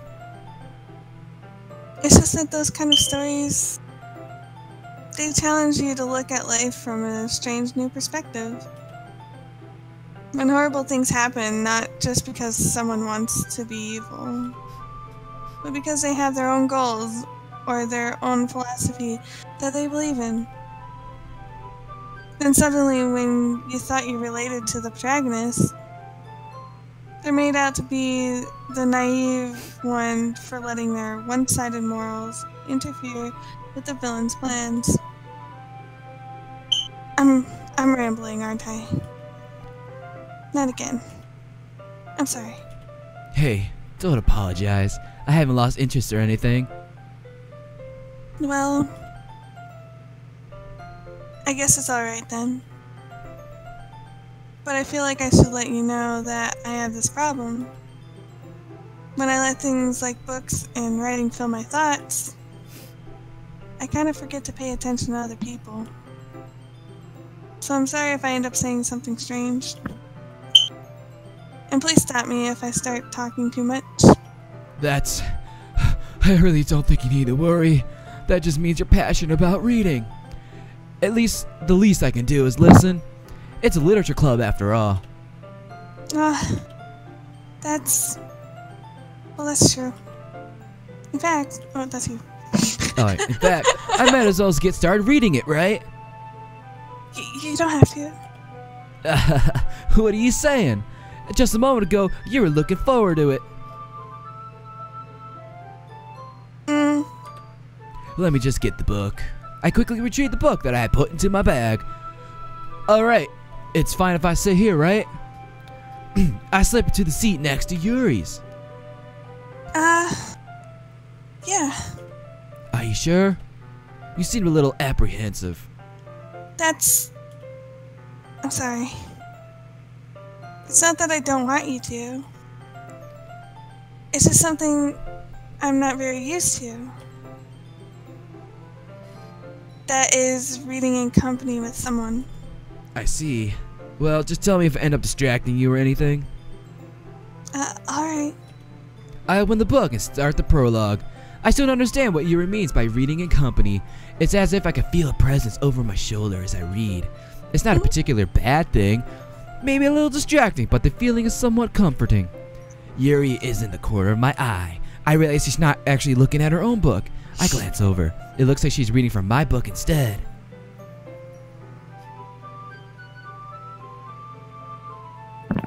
So sorry. I was just... Yuri, you really like to apologize a lot, don't you? I do. I don't really mean to. Sorry. This sounds like me. I mean... Here, this should work, right? I slide my desk until it's up against Yuri's, then hold my book more between the two of them. I suppose so. Yuri timidly closes her own copy. Once we lean in a little bit, our shoulders are almost touching. It feels like my left arm is in the way, so I use my right hand to hold the book open. I guess it makes it more difficult to turn the page. Here. Aw. Yuri, That's adorable. stay what? So that's adorable. Yuri takes your left arm and holds the left side of the book between her thumb and forefinger. Hold on, I think there's a... this? No. This. No. This. No, that's not it either. I don't remember how to do it. Fuck. Probably not gonna tell me. It's this? Yep, there it is. Now we can actually just take a look at the picture. You can enjoy the art for a second. There you go. Whoops. I do the same with my right arm, the other side, on the other side of the words. That way I turn the page and Yuri slides it under her thumb after it flips to her side. But in holding it like this, we're huddled even closer together than before. It's actually kind of distracting me with my boner, dude. It's as if I could feel the warmth of Yuri's face as she's in the corner of my vision. Are you ready Huh? Oh, God. to turn the page? Oh, sorry. I thought Yuri was gonna suck my dick or something because she saw my boner, but we're just reading the book. I got distracted for a second. I glance over at Yuri's face and our eyes meet. I don't know how I'll be able to keep up with her. It's okay. You're not as used to reading, right? I don't mind being patient if it takes you a bit longer. Probably the least I can do, Aw. since you've been so patient with me. Yeah, thanks. We continue reading. Yuri no longer asks me if I'm ready to turn the page. Instead, I just assume that she's finished the page before me, so I turn it on my own violation. We continue the first chapter in silence. Even so, turning the page almost feels like an intimate exchange. My thumb gently letting go of the page, letting it flutter over to her as she slides and catches it under her own thumb. Hey Yuri, this might be a silly thought, but the main character kind of reminds me of you a little bit. You think so? How does she? Well, I guess she's more blunt in a lot of ways, but she also second guesses all the things that she says and does. Like, she's afraid she'll do something wrong. It's not like I can see into your head or anything.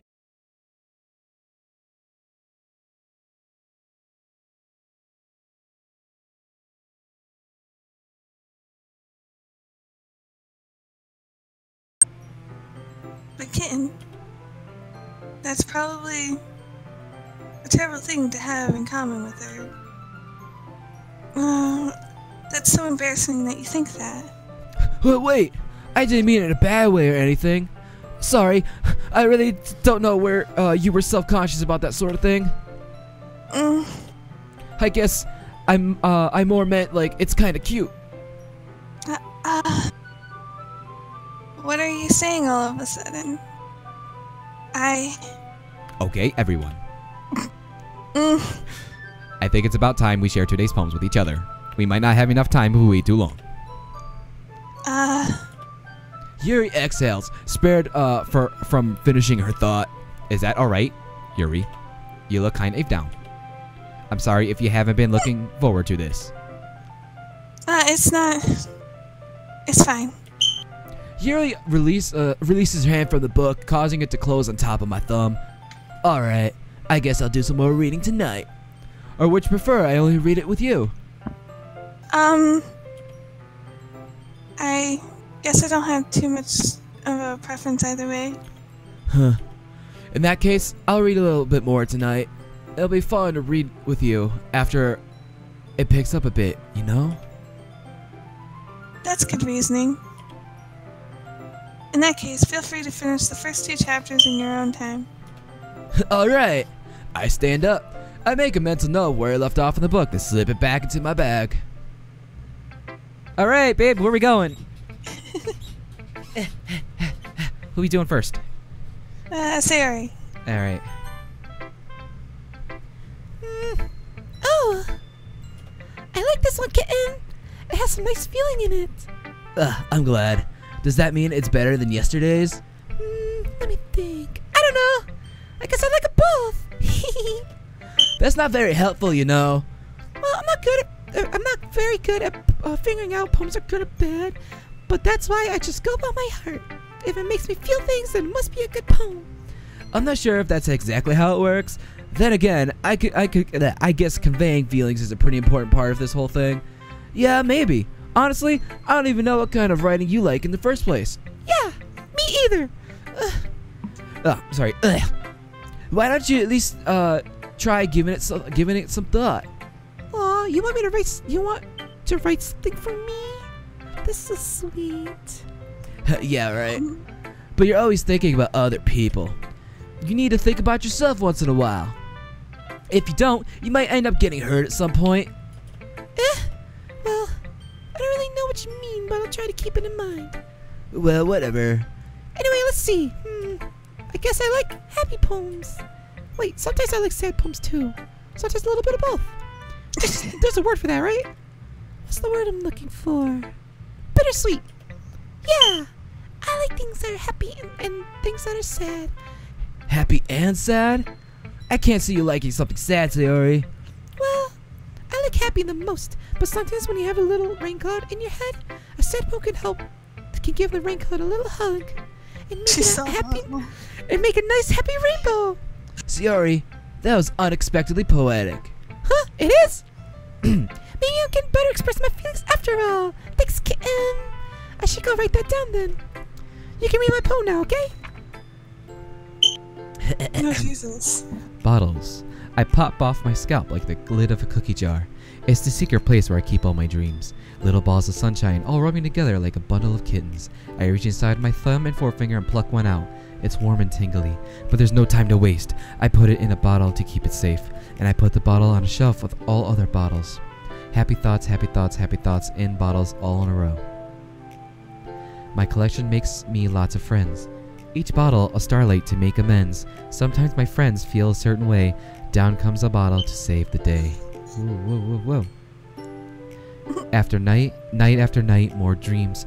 Friend after friend, more bottles. Deeper and deeper my fingers grow, like exploring a dark cave. Discovering the secrets hiding in the nooks and crannies. Digging and digging, scraping and scraping. I blow the dust off my bottle's caps. It doesn't feel like time elapsed. My empty shelf could use some more. My friends look through my locked front door. Finally all done, I open up, and in come my friends. In they come in such a hurry. Do they want my bottles that much? I frantically pull them off the shelves, one after another, holding them out to each and every friend, each and every bottle. But every time I let one go, it shatters against the tile beneath my feet.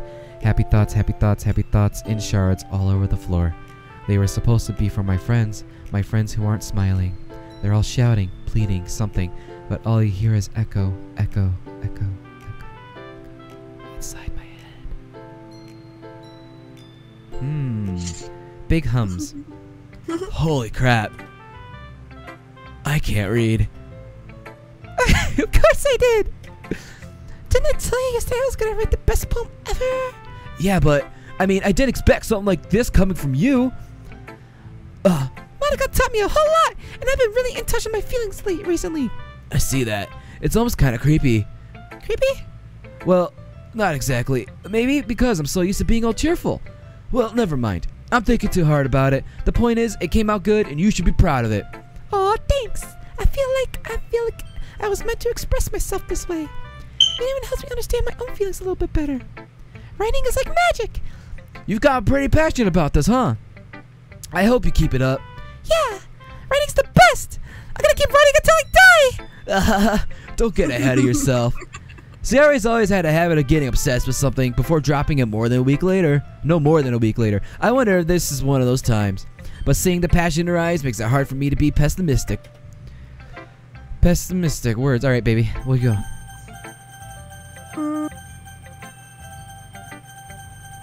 Yuri, let's see what you've written for today. Yuri stares at the poem with a surprised expression on her face. Do you like it? Kitten, how did you pick up on this so quickly? Just yesterday I was telling you the kind of techniques worth practicing. Maybe that's why? You did a good job explaining. I really wanted to try giving it more imagery. Yuri visibly swallows. Even her hands appear sweaty. Knees weak, arms are heavy. Oh, whoops. She said I'm not used to this. Used to what? I don't know. It's fine. Take your time. Yuri breathes and collects her thoughts.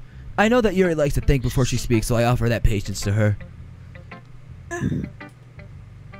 Just being appreciated like this, I guess. Baby impressed her. Good job. It probably sounds really stupid, but seeing someone motivated by my writing, it just makes me really happy. Are you saying you never shared your writing before? Yuri nods. Really? I don't believe it. I really only write for myself. Besides, would just laugh at me. Do you really think that? Again, Yuri nods. Huh. Even your close friends? Yuri doesn't even respond to that. I wonder why. Anyway, do you want to share the poem you wrote today? Yeah, I do. If it's with you. Oh, she got good girl vibes too. The raccoon. It happened in the dead of night while I was slicing bread for a guilty snack. My attention was caught by the scuttering of a raccoon outside my window. That was, I believe, the first time I noticed my strange tendencies as an unordinary human. Boop, boop, boop. I gave the raccoon a piece of my bread. My subconscious was well aware of the consequences, well aware that a raccoon that is fed will always come back for more. The enticing beauty of my cutting knife was the symptom. The bread, my hungry curiosity, the raccoon, an urge. The moon increments? Increments? The moon increments. The moon increments its phase and reflects the much more light off my cutting knife. The very same light that glistens in the eyes of my raccoon friend. I slice the bread, fresh and soft. The raccoon becomes excited. Or perhaps I'm merely projecting my emotions on the newly satisfied animal. That raccoon has taken to following me. You could say that we've gotten quite used to each other. The raccoon becomes hungry more and more frequently, so my bread is always handy.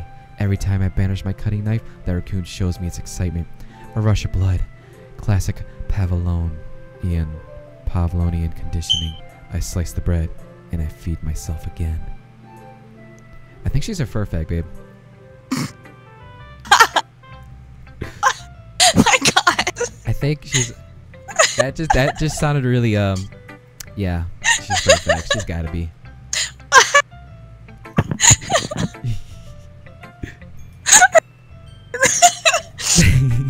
Did you not get those vibes? Did you not get fur fag vibes? No! Really? She's like arousing a raccoon. I think she's a fur fag.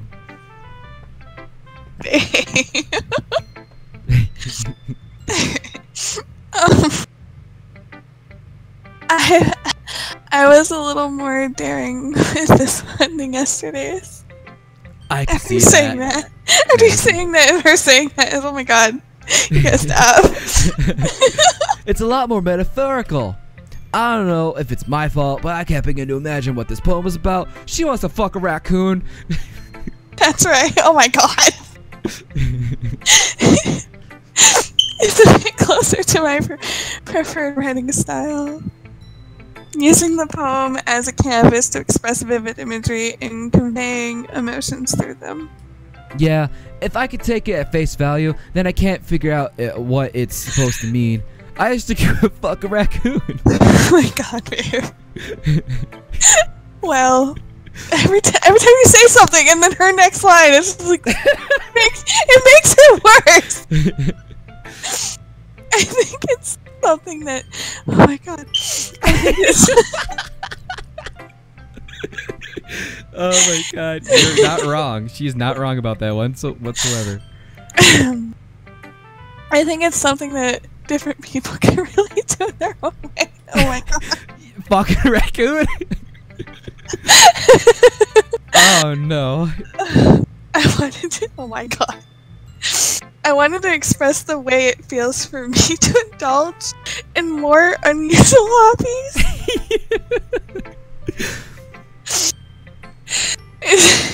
It's those sorts of things I'm usually forced to keep to myself. I keep it a secret too if I was fucking raccoons. So I sometimes enjoy writing about them. Why do you keep them to yourself? Because and people would make fun. Don't you have anything like that, kid? Well, I don't fuck raccoons. Yeah, I guess I do. They're right. I fuck raccoons too. I feel like everyone has a little something like that. Everyone's got a little fur fag inside of them. The best we could do is respect each other and our individualities. Even if it's something to make us uncomfortable. Oh boy. After all, if I hadn't learned to embrace my own weirdness, I'd probably hate myself. My god. I might be ranting a little bit now. But I'm glad that you're a good listener. Wow. Okay, so not only is she a fur fag, but we're also a fur fag now. Great. Fucking great. Alright, babe, who are we going to now? Monica. Monica? Yeah. I need my water. Oh my god. Yeah, me too. I'm just finish another cup of it. And now, fuck, I gotta do a lot of voice acting. Hold on a second, let me get another water.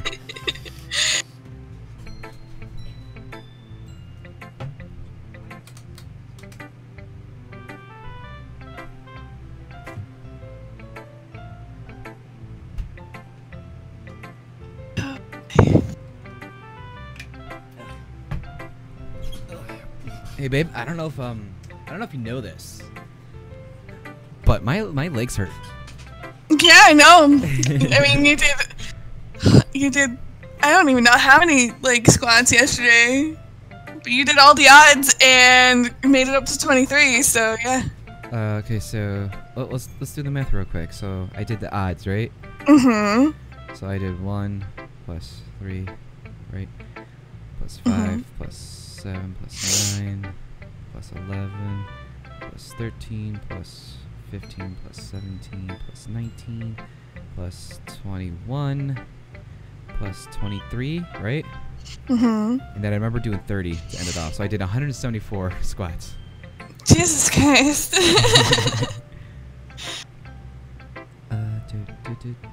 Hey babe, what's miso soup? Do you know what that is? No, I don't know. Well, okay, I guess I'm ordering food real quick while we're doing this. I want some, what's it called? I'm getting some ramen. Yummy ramen. Babe, have you ever had, like, good ramen? Like, real good ramen? Not the instant stuff? No, you told me I can't until I go there. Because I haven't, so. Good girl, I'm glad you remember. Mhm. Because, like I said, I got this place by me. Really fucking good ramen, babe. And the place is really cute too. So we gotta go on a date there. Yeah, I've only ever had the little packaged ramen that I put in my microwave, so yeah. No, you have not had ramen until you've had this place. This place I'm ordering from right now, I have no idea if it's any good or not. So I'm gonna give it a shot.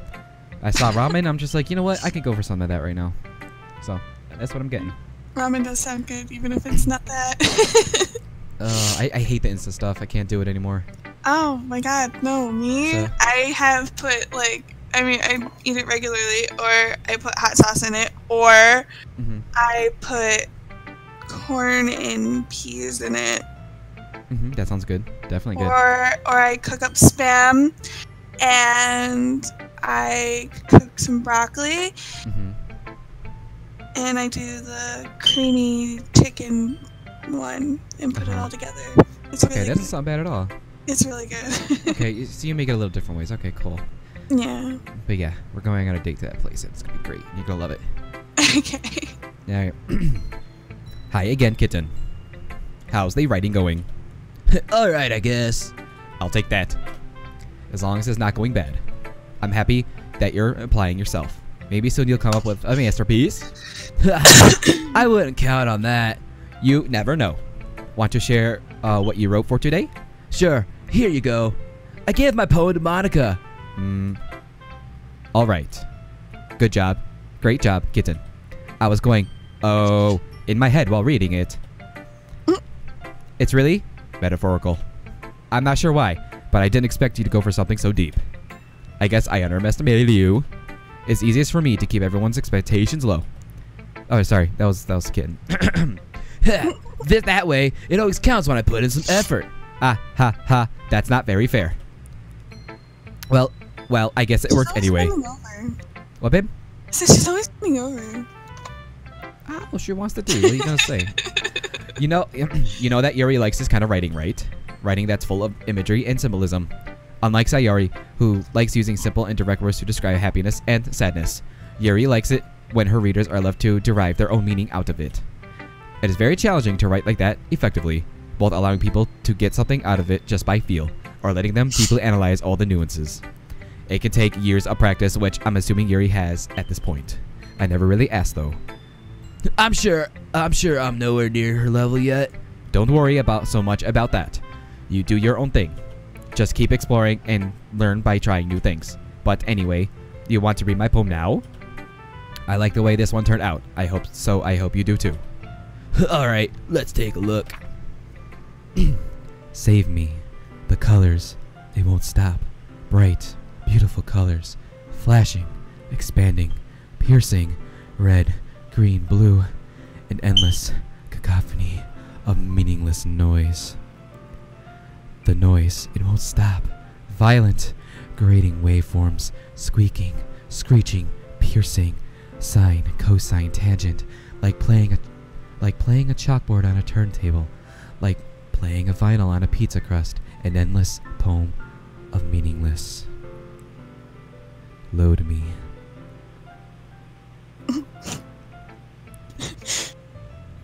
Monica, are you a robot? It's like load me. It's like what? It's even more abstract than your last one, huh? Ah, ha, ha. I guess it's just the way I write. I'm sorry if you don't like it. No, I never said that. It's just kind of thing I never really see before, I guess. I kind of like playing with my space on the paper. Choosing where and how to space your words can totally change the mood of the poem. It's almost like magic. The way I wrote the lines really short makes it feel like they're trying to speak over the noise. I see. It's still hard for me to tell what it's about, though. Ah, ha, ha. Human brains cannot comprehend. Sometimes asking what a poem is about isn't the right question. A poem can be abstract as a physical expression of feeling, or a conversation with the reader. So putting it that way, not every poem is about something. Anyway, here's Monica's writing tip of the day. Sometimes you'll find yourself facing a difficult decision. When that happens, don't forget to save your game. What? You never know when you might change your mind, or when something unexpected may happen. Wait, is this tip even about writing? What am I even talking about? Ha ha ha. That's my advice for today. Thanks for listening. She pretty much just told you to save your game. Okay. That's what I saw. Like, Okay. it's so weird. Alright. So random. Hmm. I liked your last one better. Yeah, I literally think we didn't pick anything that she liked when we did our word choosing. We didn't, like, at Yeah. all. It was Yeah. Yuri and Yeah, it was all Sayori and Sayori. Yuri, yeah. Really? Well, yeah, I can tell you were a little more daring with this one. But you're really not good enough for that yet. It fell flat. Damn, savage. Well, that may be true, but I want to try something different. Ugh, I'm still figuring all this out. I mean, I always like poems that aren't trying too hard. I hate when people try to sound fancy or add more meaning just by using annoying and complicated language. Just make it simple, cute, and to the point. Yuri's head over heels for all this cryptic nonsense, but I see right through that BS. Ha. Making your reader look so hard for all this deep meaning is just an excuse to have no meaning at all. Oh, I guess that's one way to look at it. Well, everyone has their own opinion. But my opinion is the best opinion. I'm sure you've figured that out already. Anyway, here's my poem. Maybe you'll learn something. Oh, fuck this poem. Amy likes spiders. You know what I heard about Amy? Amy likes spiders. Icky, wriggling, hairy, ugly spiders. That's why I'm not friends with her. Amy has a cute singing voice. I heard her singing my favorite love song. Every time she sang the chorus, my heart would pound to the rhythm of the words. But she likes spiders. That's why I'm not friends with her. One time, I hurt my leg really bad. Amy helped me up and took me to the nurse. I tried to not let her touch me. She likes spiders, so her hands are probably gross. That's why I'm not friends with her. Amy has a lot of friends. I always see her talking to people. She probably talks about spiders. But what if her friends start to like spiders too? That's why I'm not friends with her. It doesn't matter if she has other hobbies. It doesn't matter if she keeps it in private. It doesn't matter if she doesn't hurt anyone. It's gross. She's gross. The world is better off without spider lovers. And I'm gonna tell everyone. What? What a rude bitch. Not bad, right? You're a rude bitch, you know that, Natsuki? It's quite a bit longer than yesterday's. Yesterday's was way too short. I was just warming up. I hope you didn't think that was the best I could do. No, of course not. Anyway, the message is pretty straightforward in this poem, clearly. I doubt I have to explain it. It sounds like, I think she's talking about Yuri in that poem instead of Amy. Yuri likes her fucking deep ass bullshit. She doesn't like it. Yeah. Sometimes you can explain complicated issues with much simpler analogies. And it didn't, and where did the word didn't come from? And it helps people realize how stupid that they're being. Like anyone would agree that the subject of this poem is an ignorant jerk. Do you know people like that? Of course, it's about how everyone thinks my... It doesn't matter. It can be about anything. Oh, maybe she's writing about herself because she likes manga. I wrote it to be easy to relate to. Everyone has some kind of weird hobby or guilty pleasure. Something that you're afraid if people find out, they'd make fun of you or think less of you. But that just makes people stupid. Who cares what someone likes as long as they're not hurting anyone and it makes them happy. I think people really need to learn to respect others for liking weird things. Well, Yuri's a fucking raccoon, so y'all got something in common there. Huh, that's funny. Yuri's funny. You're the same thing today. But she was fucking a raccoon with a knife. Huh? Did you say Yuri? Yeah. She said her poem was about an unusual hobby of hers. I didn't really get it, but she said something similar. She said something similar to you, that people shouldn't make fun of, make others feel insecure about those things. Really? Well, I mean, Yuri's pretty weird, so I wouldn't doubt that she has some weird hobbies. Not that there's anything wrong with that. No. It's not like I would judge her or anything. Natsuki has trouble finding words. I guess I should try not to be so mean to her. If she feels insecure about her weird behaviors and stuff. I mean, I always hate people who make me feel insecure. and Yuri made me feel insecure yesterday. But the way you put it, it sounds like she's learned her lesson. Well, I would say so. Even if her writing style is really different, I'm sure she'll appreciate the message in your poem. It's what I do best, after all. I don't like writing unless there's a good message to take away from it. Like, conveying emotions is important, but I want to make people think, not just feel. Remember that. I'm gonna write a good one for tomorrow, too, so look forward to it. Okay, everyone.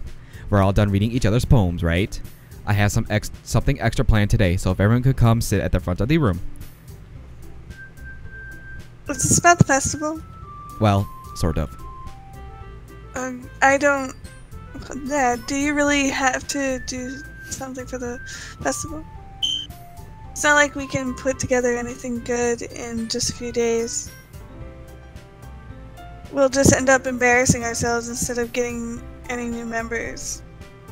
That's a concern of mine as well. I don't really do well with last-minute preparations. Don't worry so much. We're going to keep it simple, okay? We don't need much more than a few decorations. Sayori has been working on posters, and I've designed some pamphlets we can give out during the event. Great and all, but that doesn't tell us what we're actually going to be doing for the event. Ah, sorry. I thought you heard about it already. We're going to be performing. Performing? Monica? Yeah, we're going to be having a poetry performance. Each of us are going to choose a poem and recite during the event. But the cool part is, we are also going to let anyone else come up and recite poems too. Sayori's putting it all on the posters in case anyone wants to prepare ahead of time. Sayori, who's been coloring a poster, holds it up for us to see. Are you kidding me, Monica? You didn't already start putting those posters up, did you? Well, I did. Do you really think it's that bad of an idea? Well, no. It's not a bad idea. But I didn't sign up for this, you know. There's no way I'm going to be performing in front of a group of people like that. I agree with Natsuki. I could never, in my life, do something like that. Imagining it, Yuri shakes her head in fear. Guys. No, Sayori. I understand where they are coming from. Remember that Natsuki and Yuri have never shared their poems with anyone until just a couple days ago. It is a lot to ask them to recite their poems out loud to a whole room full of people. I guess I kind of overlooked that, so I'm sorry. But I still think we should give it our best. We're the only ones responsible for the fate of this club. If we start the event and put on a good performance, then it will inspire others to do the same. And the more people who perform, the better we'll be able to show everyone what literature is all about. Yeah! It's all about expressing your feelings, being intimate with yourself, finding new horizons, and having fun! That's right. And it's those reasons that we're all in this club today. Don't you want to share that with others? To inspire them to find the same feeling that brought you here in the first place? I know you do. I know we all do. And if all it takes is standing in front of a room for 2 minutes and reciting a poem, then I know you can do it. Natsuki and Yuri remain silent. Sayori looks worried. I guess that leaves me no choice. I agree. I don't think it's too much to ask. I think that Sayori and Monica have been trying really hard to get new members. The least we could do is help them out a little bit. Well, maybe, but... It looks like Natsuki doesn't have any arguments left. Okay, fine. I guess I'll just have to get it over with. Alright! Phew. Thanks, Natsuki. What about you, Yuri? Yuri dejectedly glances around the room at everyone else's expectant faces. Sigh. I guess I don't really have a choice. That's everyone! You're the best, Yuri! This club is seriously going to be the death of me. Oh gosh. You'll be fine, Yuri. But anyway, let's move on to the main event. I want each of you to choose a poem of yours. We're going to practice reading them in front of each other. No way. Monica. So sudden. Well, if you can't recite your poem in front of the club, how do you expect to do it in front of strangers? Oh no. Don't worry. I'll start off to help everyone feel a little bit more comfortable. Can I go next? Ah, ha, ha. Of course. Now let's see. Monica flips through her notebook to the specific poem she has in mind for herself. Then she stands up behind the podium. The title of this poem is called The Way They Fly. Ahem. Monica begins reciting her poem. Her clear, confident voice fills the room. More than that, her inflection is pristine. She knows exactly how to apply emotion behind each line she recites, bringing the words to life. Is this something she's done before, or is she simply a natural? I glance around me. Everyone has their eyes on Monica. Sayori looks amazed. Yuri has an intense expression on her face that I don't understand. Finally, Monica finishes the recitation. The four of us applaud. Monica takes a breath and smiles. That was so good, Monica! Ah, ha, ha. Thank you very much. I was hoping to set a good example. Are you ready to go next, Sayori? I'll go next. Yuri's so fired up all of a sudden. Yuri clutches the sheet of paper between her hands and stands up. Keeping her head down, she walks quickly over to the podium. This poem is called... Oh, Yuri anxiously glances at each of us. You can do it, Yuri! It's called... After image of a crimson eye. How edgy. Yuri's voice shakes as she starts reading the poem. Just a moment ago, she practically refused to do this. Why is she suddenly putting in so much effort? As Yuri gets past the first couple of lines, her voice changes. It's almost like what happens when Yuri gets absorbed into her books. Her curving words transform into sharp syllables of a fierce and confident woman. The poem is full of twists and turns in its structure that she initiates with perfect timing. Thank you. This must be the rare glaze of the whirling fire Yuri keeps concealed inside her head. Suddenly, she's finished. Everyone is stunned. Yuri snaps back into reality, glasses around her, as if she bewildered even herself. It's up to me to save the situation. I'm the first to start applauding. Everyone joins me afterwards and we give Yuri the recognition she deserves. It's not that we didn't want to applaud for her, but we were so caught off guard that we must have forgotten. As we applaud, Yuri holds the poem to her chest and rushes back into her seat. Yuri, that was really good. Thank you so much for sharing. Looks like Yuri's down for the count. Okay, guess I'm next then. Sayori hops out of her chair and cheerfully walks to the podium. This one's called My Meadow. Sorry, I giggled. Sayori. It's a lot harder than I thought. How'd you guys do it so easily? Try not to think of it like you're reciting to other people. Imagine you're reciting it to yourself, like in front of a mirror or in your own head.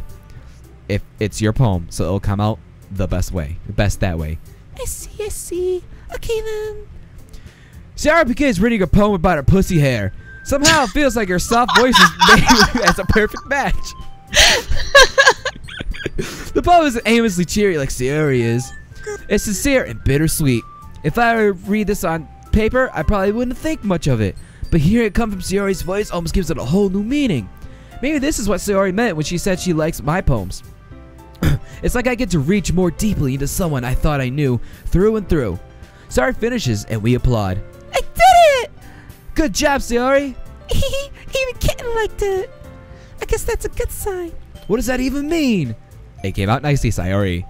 The atmosphere of the poem fits you fairly nicely, but it might be that other poems wouldn't work quite as well with that kind of delivery. I don't understand. In other words, I've seen most poems of yours where that sort of gentle delivery wouldn't work as well. They might need a little bit more force behind them, depending on what you're reading. Oh, I know what you mean. That's why I've been practicing that kind of thing. It's just embarrassing to do it in front of everyone. Fucking fingers. Then next time, I'm going to make you pick a poem that challenges you a little more. We don't have that much time before the festival, you know? Okay. Now, who's next? Natsuki? Don't make me go before Kitten. It's not like I can compare to you guys anyway. Might as well let Kitten lower everyone's standards a little before I have to do it. Savage. Wow. Natsuki. It's fine. No, sorry. It's fine, it's fine. I might as well just get it over with. But it's not like I have much of a selection of what to read. So I'll just go with what I wrote for today. I stand up in front of the podium. Everyone has their eyes on me, making me feel terribly awkward. I recite my poem. Since I'm not exactly confident in my own writing, it's hard to put energy into it. Despite that, once I finish, I receive applause anyway. Sorry, I'm not as good as everyone else. Don't worry about it so much. I think it's less about your abilities and more about your lack of confidence in your writing. So that's something that you'll improve over time, though. Yeah, maybe. Alright then. That just leaves you, Natsuki. Yeah. I'm going. Natsuki gets out of her seat and makes her way to the podium. Begrudgingly, right? Yes. Poem is called. Why are you all looking at me? What a horrible name for a poem. Because you're presenting. Anyway, the poem is called Jump. Natsuki takes a breath. Once she starts reciting her poem, her sour attitude disappears a little. While she's still a little unenthused, her poem has a rhythm and a rhyme to it. So Natsuki's trademark style. And it works surprisingly well when spoken aloud. The words feel like they bounce up and down as if giving life to the poem. Natsuki finishes and everyone applauds. She husks back in her seat. That wasn't so bad, was it? Easy for you to say. You'd better not make me do that again. Ah, well. Do you at least feel prepared enough to recite a poem in front of other people? I mean, doing it in front of other people would be way easier. I can put on whatever face I want for other people. But when it's just my friends, it's just embarrassing. That's a surprise, Natsuki. I think it'd be the other way around for me. Well, that's just how it is, so... Well, I guess, in that case, you won't have much to worry about for the festival. That said, I want to thank everyone for coming though. It might be hard, but I hope that all of you have an idea of what it's like now. Make sure you pick a poem and get enough practice before the festival, okay? I'll be making pamphlets, so let me know ahead of time that what you'll be reciting. Jeez, I should probably find some other poem to recite instead. That's fine too. It doesn't have to be your own. I'm already pleasantly surprised that you're all putting this... You're putting... Shutting down. In all this effort for the club. Rebooting. I'm already pleasantly surprised that you're putting in all this effort for the club. It makes me really happy. Natsuki, time to feed. Sorry. You're like shutting down. Yeah, no problem. Well, she's a robot, so like sometimes she overheats and she's gotta shut down for a second. Okay, everyone. I think that is about it for today. I know the festival is coming up, but let's try to write poems for tomorrow as well. I've been working out really nicely. It's been working out really nicely so far, so I'd like to continue that. As for the festival, we'll finish planning tomorrow, and then we'll have the weekend to prepare. Monday's the big day. I can't wait. I can do this. I can do this. Alright. I stand up. There's no way I'll be able to find the same enthusiasm as Sayori Monica, but I'll do my best to get through it. If it's for the sake of the club and impressing Monica, then I'll have to do my best. You ready to go, Sayori? Yep. Look at you two, always going home together like that. It's kind of adorable, isn't it? Hee. Jeez, guys. Don't make such a big deal out of it. It must be a little nice, though. Well, how am I supposed to respond to that? It's okay, kitten. You don't have to say it. Whatever, let's go already. I walk home with Sayori once more. Even though it's only been a few days, a lot of things already changed. But today, Sayori is being a little quieter than usual on the way home. Hey, Sayori. Sorry, I was spacing out. Ah, no wonder. I was thinking about something from earlier. I like how we get into, Sayori fumbles with her words. so let's just say that one day Yuri asked to walk home with you. Huh? What would you do? Ooh. Kitten. I think someone likes us. What kind of question is that? You're kind of putting me on spot here. Well, what would you do, babe? What would you do? Oh my god! If Yuri asked, what would you do? I would walk home with her. With Yuri? Yeah. Really? Yeah. All right. Walking home with Yuri, huh? Why does the thought of that make my heart pound? Oh my god. Yeah, you really want to go for Yuri then, huh? You like her? Yeah, I do. You just like her big boobs, babe. No, that's not what it is. You just like her Girl. boobs. She's got the biggest ones. Oh, that's not what it. I mean, given how hard it is for me to socialize, I'd feel awful turning her down, so... Isn't she so beautiful and smart? That has nothing to do with what I just said. You admitted it. Jeez. There's not even any point in speculating something that's never gonna happen. Well, maybe, but I just like to think about it. It's not long before you won't need me anymore, you know? Need you? Sayori, I can't figure out how you're seeing things in your head right now. Sorry. Everyone is different. Nobody in the club is a replacement for you. If you say so. The conversation trails off and I'm left feeling awkward. But it was kind of her fault for trapping me with such a weird question. I can't just lie to her. But if there's something that makes her happy, I would hate to take that away from her. That's why I said there's no point in speculating. Then again, the festival is only a few days away. Who knows what will happen in that time? Here we go. Oh, that shit again. So, we're still going for Yuri? Yeah. All right, Malakani, right? Yeah. All right. Massacre, fantasy, frightening, infinite. I think we did infinite last time. Was she like that, right? I think so. Yeah. Yep. All right. Cool. Okay.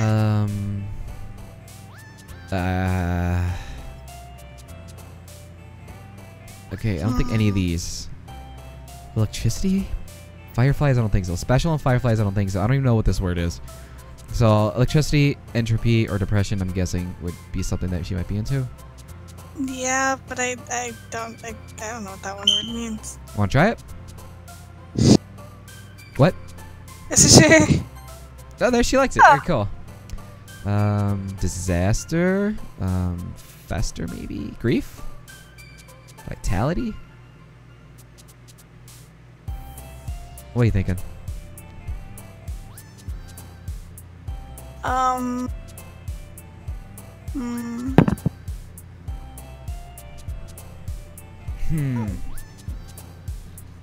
don't know. This is a hard one. I'm thinking vitality or disaster. I don't know why vitality, but I don't know. I just feel like it'd be something she'd like. Yeah. You want to try it? Yeah. Yes, we're good at this. Death.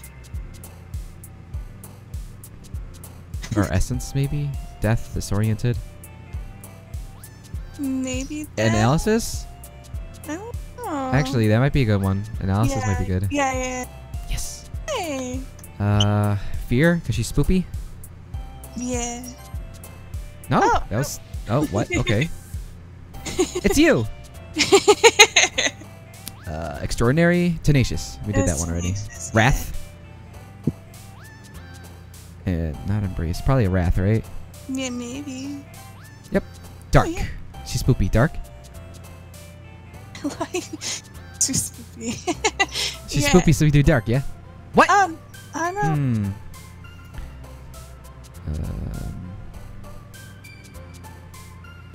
Huh. Contamination? I don't know. Oh Damn. wow. Okay. I was like going off the spoopy things that she reads. You know, she'd probably read about a spoopy book or something. Like Uncanny, so that'd be spoopy. Yep. Nightgown, despise, misery, horror. We did that one before, yeah. It's the word nibble. That's all I saw was nibble. Nibble, nibble. Oh.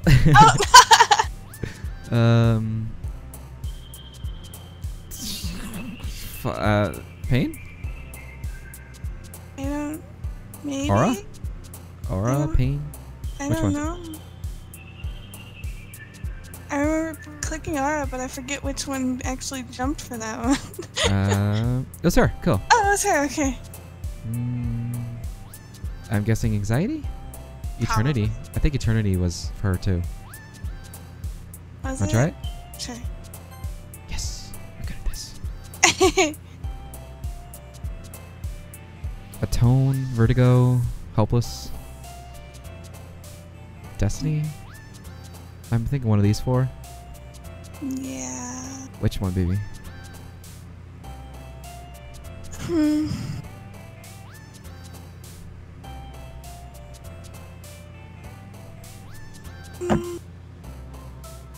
don't know. I don't know what a tone means, so I think. Wanna try it? Sure. Oh. Intellectual, we got that one. It seems Definitely. like when I don't know what it is, that's what it is. This is a hard one too. Inferno? Maybe? Maybe. Oops, whoops, I clicked twice. Oops. Oops. Okay, what's the last one? Ambient. Yeah. Yeah? Maybe. Yeah. Yes, we did it. We're too good at this, babe. You most and me of together, all- we're too fucking good at this. Wait, what? So most of them were for her. Yes. Aw, man. On the last one here again. Don't worry, I just walked in too. Were you practicing piano again? Yeah. Ah ha ha. You must have a lot of determination. Starting this club and now picking up piano? Well, maybe not determination, but I guess passion. Remember that the club wouldn't be here if it wasn't for all of you. And I'm super happy that you're all willing to help me out for these festival too. I can't wait for the festival. You're in such a great mood for the festival. I know, right? I was bitching about it yesterday. I know. Now she's all like smiley and shit. It's gonna be great. Eh? Weren't you complaining about it yesterday, Natsuki? Well, yeah. I'm not talking about our part of the festival. But it's a whole day of school where we get to play and eat all kinds of delicious food. You sound like a bit like Sayori all of a sudden. Monica, do they usually have fried squid? Squid? That's pretty specific thing to look forward to. Oh, come on. Are you saying you don't like squid? Of all people? Eh? I didn't say I don't like it. Besides, what do you mean by you of all people? Yes! It's right in your name. Monica. Maybe that means Monica. squid in Japanese or something? Eh? That's not how you say my name at all. Also, that joke makes no sense in translation. Ah, never mind. Let's just focus on our own event for now, okay? Fine. Your reactions aren't as fun as Yuri's or Sayori's. Anyway. Excuse me? Where's Sayori anyway? Oh, there you are. Sayori's sitting at her desk in the corner of the room looking down at nothing. I walk over to her. Hey, Sayori! I wave my hand in front of her face. You're spacing... Oh, sorry. You're spacing out again. Sorry. Don't mind me. You can go talk to everyone else. Huh? Is everything alright? Of course. Why wouldn't it be? I just feels... Oh, it just feels like you're a little off. Sorry for assuming things. Jeez, you worry too much about me. I'm fine, see? Sayori shows you a big smile. Don't let me get distracted. Don't let me distract you from having fun with everyone. Well, alright. If you say so. I worriedly glanced at Sayori before turning back towards everyone else. But the conversation is already dispersed, with everyone back at their usual activities. Maybe I should go ask Monica if she's noticed anything about Sayori recently. Since they've been preparing for the festival, they might be spending a lot of time together. I timidly approached Monica, who was shuffling through some papers at her desk. Kitten, what's up? Hey, this might sound strange, but have you noticed anything up with Sayori recently? Anything up with her? In what way do you mean? Maybe I'm reading into it a little too much, but she seems a little downcast today. Oh, you think so? I can't say that I've noticed anything about her.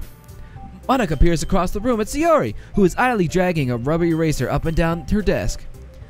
Maybe there is something on her mind, but I'm surprised. I'm not the one asking you, Kitten. You certainly know her a lot better than I do. Yeah, but she's never really liked this.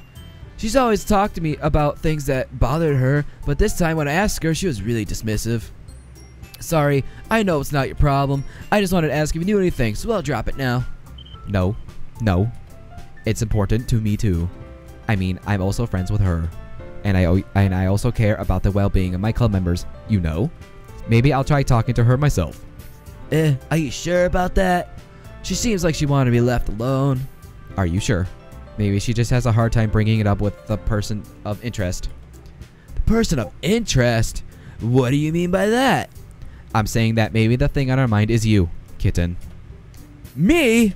How on earth would you come to that conclusion? Well, I probably shouldn't say too much, but Sayori talks about you more than anything else, you know? She's been so much happier ever since you joined our club. It's like an extra light has turned on inside of her. What? No way. Sayori is always like that. She's always been full of sunshine. It's not any different now than it has been. You're so funny, Kitten. Have you thought that maybe you've always seen her as so cheerful? Because that's just how she is when she's around you? I said too much. I'm sorry. What do I know anyway? I didn't mean to jump to conclusions so that you should just forget about what I said. I'll try to talk with her, so try not to think about it for now. Alright. Monica smiles meaningfully. I know she said to forget about it, but I already know that I won't be able to get her words out of my head. Monica stands up from her desk and walks across the room to see where Sayori is sitting. I watch her kneel down next to Sayori and gently talk to her, but she's keeping her voice so quiet that I can't hear her from here. I sigh and sit myself down. I know Sayori told me not to worry about her and to have fun with everyone else, but that's impossible to do when she's behaving like this. Exactly how much do I care about her that I'm letting this weigh down on me so much? Now it feels like I'm the one behaving out of the ordinary, but there's nothing I could do besides wait for Monica. Why does it feel like I'm being watched? I glance around the room. Suddenly, I notice Yuri peering at me from over her book, but she looks away just as quickly with a flustered look on her face. I realize that she won't get anywhere like this. I've never really seen Yuri approach anyone or start a conversation on her own accord, so I have no choice but to approach her myself. By now, it's a little easier for me to do that. I stand up from my desk and sit in one next to her own. Damn. Oh, I didn't mean to bother you or anything, Relax, you didn't even do anything. but I could tell that you wanted to be alone with your thoughts. Alone with my thoughts? That's where the demons live. How are you even to tell what I was thinking? Well, it's something that I do a lot, so it wasn't hard for me to spot based on your posture and expression. Not that I was staring or anything. I didn't do anything creepy like that. In any case, I guess you were right. I'm sorry if I caused you any concern. Don't apologize. Your troubles are only the concern of those who willingly share in that concern. Of course, there are certainly those who find the most comfort in keeping to themselves. But if you would prefer to share what's on your mind, then I would be glad to listen. It's really not that big of a deal. I was just feeling a bit uneasy about Sayori. Sayori? Yeah, she's a little off today, but when I asked her about it, she didn't want to admit it to me. So I can't help but wonder if something happened to her. Oh. That's quite romantic. Eh? Sorry. I didn't mean to say something stupid. It's not that. I just didn't want you to misunderstand. Sierra and I have been best friends for a long time, that's all. Ah, I see. Then perhaps it is unusual for her to be dismissive to you about her feelings. Or maybe I'm just reading into it a little too much. Kitten? The world is full of meaning, often hidden deep beneath plain sight. And there are many untold mysteries behind every person, no matter how well you may know them. So you think that there might be something behind it after all? I think that Sayori is a very complex person. Her mannerisms on the outside don't always match what may be going on inside her head. And she may not always know what she wants. I noticed her strange behavior today too. And I also feel some concern for her. But in your case, it looked like she was fully occupying your thoughts, wasn't she? Well, I guess that was the case. Sayori. She really means a lot to you, doesn't she? I guess. But you don't need to put it that way. We're just good friends, that's all. Yuri suddenly looks deeply into my eyes. Her expression is gentle and curious, as if she was searching for something. Embarrassed, I avert my gaze. Sometimes, a person's mysteries are untold even to themselves. And you, as someone honest and caring, may uncover feelings you weren't aware you were in you. That is, I think that. She would be a very fortunate person to have you feel that way about her. Yuri, you're giving me too much credit. I'm a pretty simple guy, so I think I'm pretty good at understanding my own feelings. I'm not nearly as sophisticated as you. That's not a compliment, is it? It is what it is. Anyway, as long as we're here, why don't we do some reading? Well, as long as you're okay with it. Yeah, I should be taking my mind off this whole thing anyway. Why don't we go ahead and get started? Yes, let's. Actually, I have a request. Do you mind if I make some tea first? No, not at all. Thanks very much. If there's one thing that can make my reading time here any better, it's a nice cup of tea. Oh, here we go. This is a good scene, baby girl. This is gonna be good. Not to mention for yourself as well. Yuri stands up and makes her way to the closet. I follow and watch as she retrieves a small water pitcher from the shelf. The kind with a water filter inside. Can you hold this for a sec? Sure. Yuri hands me the water pitcher and also fetches an electric kettle. I'm going to plug this in at the teacher's desk, and then we'll go get some water. She walks past me and sets the kettle down on the teacher's desk. I simply watch her movements. To my surprise, the way she moves really contrasts her speaking mannerisms, especially because of her long legs. Yuri appears elegant and methodical. Okay, may I have the water pitcher? Thanks, I'll be right back. I might as well walk with you. Yeah, why not?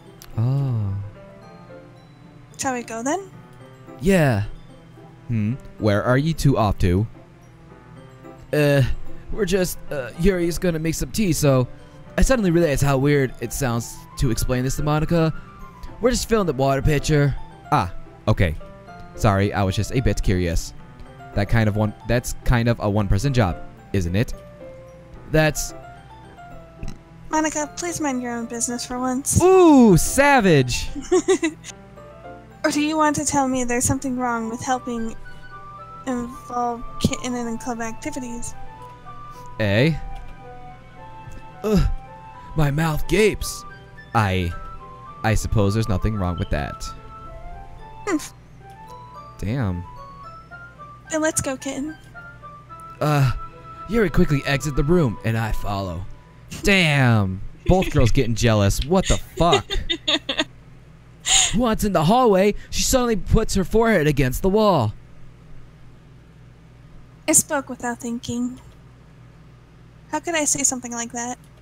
Yuri, I just... Oh, sorry, that was you. Something about the way she said that. It made me feel so irritated. What's wrong with me? No, Yuri, I think you did the right thing. I wasn't expecting it, but it's also not right for Monica to judge people like that. Kitten. How come even when I do something bad, you're being nice to me? Because nothing that you do is as bad as it makes it seem in your head. Nobody's perfect. We have emotions, and we can't always hide them away. But you can always amplify things in your head. Your mind turns a light rain shower into a hurricane. No. Wouldn't you hate me for something as terrible as that? Why would I hate you? I can't hate someone for having emotions. What kind of friend would do that? Friend, you say? Yuri lifts her head. Kitten. I really like being friends with you. Thanks, Yuri. I like being friends with you too. I feel kinda awkward saying something like that, but I'm doing my best to help Yuri feel better. Anyway. Yeah? Shall we go? Yeah. Yuri and I walk into the New Year's water fountain. Once we fill up the water pitcher, we return to the classroom. Alright, this isn't the scene that I thought it was. But it still was really sassy. Ooh. Kitten, do you like oolong tea? Oolong? Yeah. Ah, yeah. Anything's fine. Very well. Yuri sets the temperature on the kettle to 200 degrees. Jesus. Now it's time to get the teapot. You really do this properly, don't you? Of course. I shouldn't do any less when I'm making tea for others.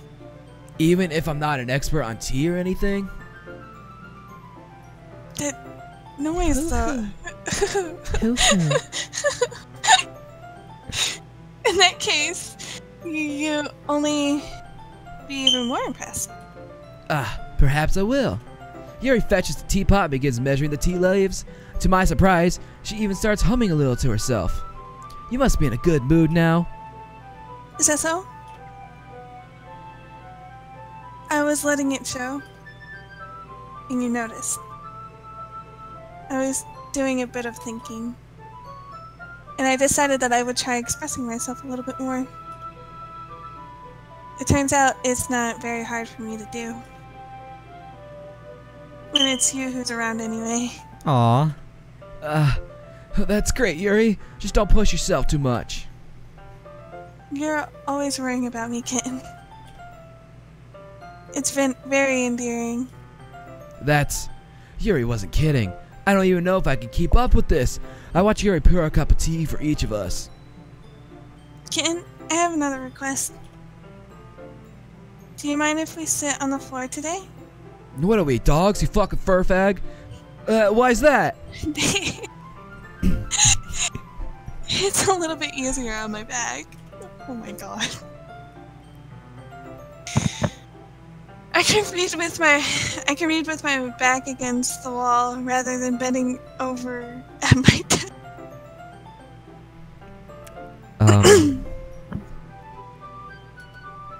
Sorry, I didn't realize. No worries.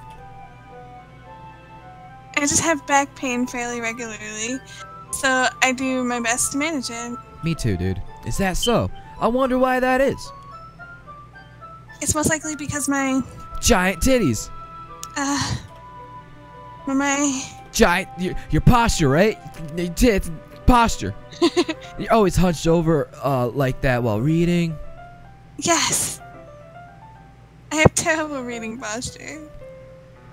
So that's why we should sit on the floor. Fair enough. What? Nothing. Is that how you do, babe? When because of your big boobles, you sit on the floor against the wall, keep your posture straight. No. Oh, okay, cool. I'll go ahead and get the book. I retrieved the book from my bag. I have some chocolate. Oh my god, this is the scene. I had a small bag of chocolate candies I kept hidden from Sayori's candy radar. I take it, since it'll go well with the tea. Yuri and I then sit against the wall, teacups at our desk. As if in sync, we assume the same reading position as last time, each one holding one half of the book. Except this time, our bodies are even closer to each other. I can't see too well. Yuri slides closer until his shoulders are touching. How am I supposed to focus on reading like this? Yuri's always kind of cute, but when she's being less apprehensive, it's almost more than I can handle. Your teacup? Yuri hands me my teacup. Holding it with my hand, that's not holding the book, I end up in a position that makes it even harder to focus. But now, I need to worry about making sure I don't accidentally touch her chest. Meanwhile, Yuri hasn't noticed a single thing. She hasn't noticed my big boner. Oh my god! No, she was just reading express God, but she doesn't worry about his bad, right? I just all to focus on reading. Fuck! Everything was better. Relax in the middle. I put the teacup between my legs and fumbled with the chocolate wrapper. Sorry. I briefly let go of the book to finish opening the wrapper. You can have as much as you want. That's okay. I won't take any. Are you sure? Well, if I touch it, then I might get smudges on the pages. You're right. I didn't even think about that. My bad. I need to apologize. I'll hold the book, okay? Are you sure? Of course. Aw, look at her. Wait, hold on. Look at her. Precious. Little God. animated and stuff around here. That's cute. She's a precious being. Here he opens the book with both hands. She holds it so that I don't have any harder of a time reading from it. But as a result, her left arm is particularly resting on top of my leg. That's not my leg. Well, in that case,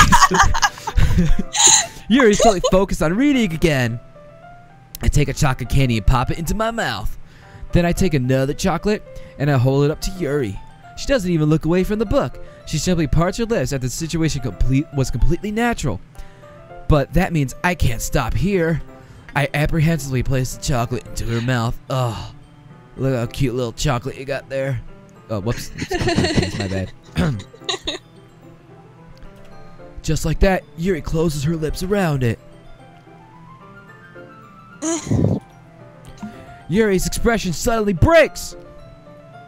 Look at her eyes, so wide open. She's so precious. Did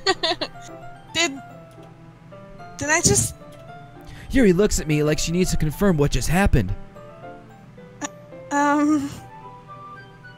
Kitten? Sorry, I guess I shouldn't have done that. That's... Well... We're just helping. That's something that friends do. Right? I mean, not really in this kind of context, but yeah, that's all it was. Yeah. Then... You don't need to stop or anything. Hey, you're gonna feed her. Let's go. I see. The situation has gotten really tense. Yuri tries to return to the book, but I can tell just by expression that she can't even focus now. My heart is pounding. I nervously take another chocolate between my fingers, but this time Yuri's eyes meet mine. How did it even come to this? Yuri doesn't avert her gaze. I notice her chest rising and falling to the rhythm of the breast. I raise my arm. Like before, Yuri parts her lips, but it's different this time. I take the chocolate and place it in her mouth. I feel her hot breath against on my fingers. Okay, everyone. Ah! I'm sorry. Monica's like, the biggest cock block ever. Yuri jolts back. Or sorry, Yuri jolts back. It's time to share poems. Kitten, you can help Yuri put away the tea stuff, right? Yeah, of course. Okay, thanks. The spell is abruptly broken. I'll take care of the cups. Yeah. Yuri picks up the teacups from the floor. I pick up the bag of chocolates. My boner's completely gone. In the end, we hastily came out without so much as a word between us. I get the feeling this is something neither of us will have the courage to bring up. All right, baby, who we reading? Monica. Hi, Kitten. Have you thought about what you want to submit to perform at the festival? Well, being in this club is one thing, but performing in front of a bunch of people, I'll have to give it some more thought. Okay, no pressure. But whatever you do, I'm sure it will turn out great. It would also make me happy to see. Ah, ha, ha. Anyway, let's take a look at today's poem. Sure. I let Monica take my poem I'm holding in my hands. This one's good.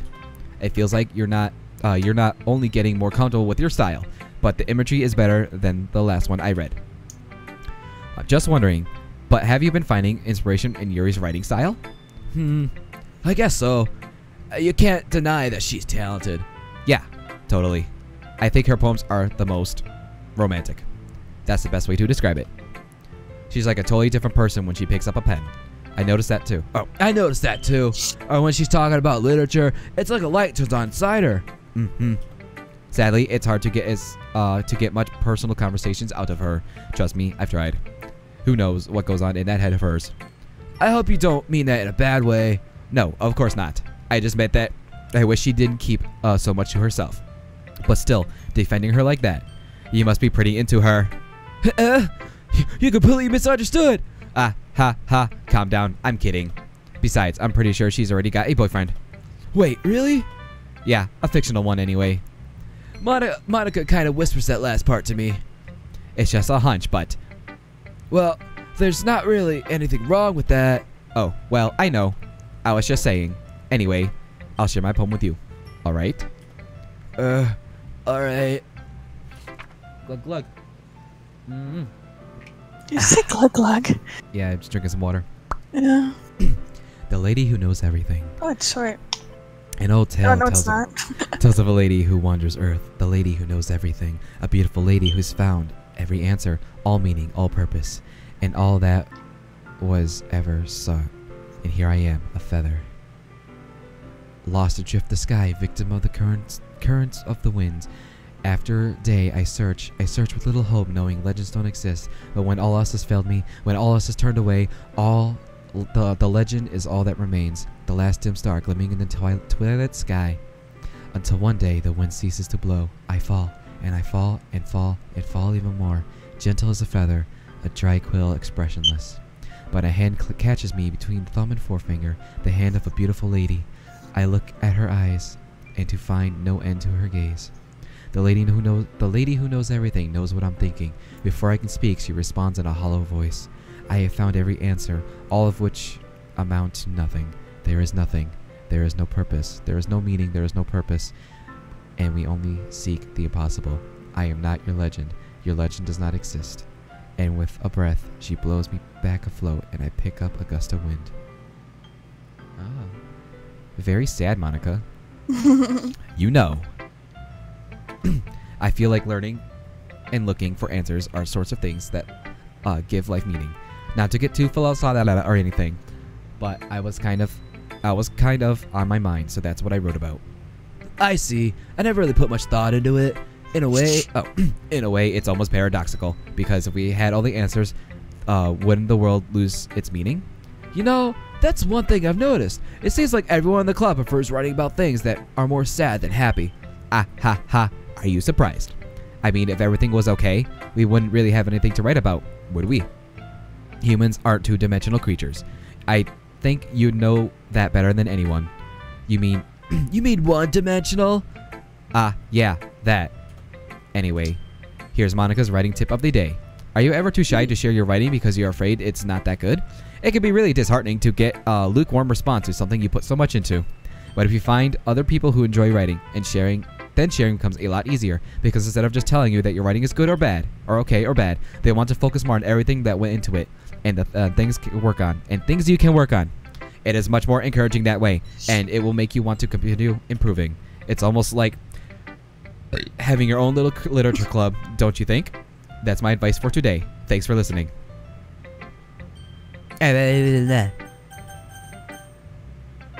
What? I said, okay, baby, who we doing next? It's 5 o'clock. I have to go get Rosie real quick. Okay, baby girl. do.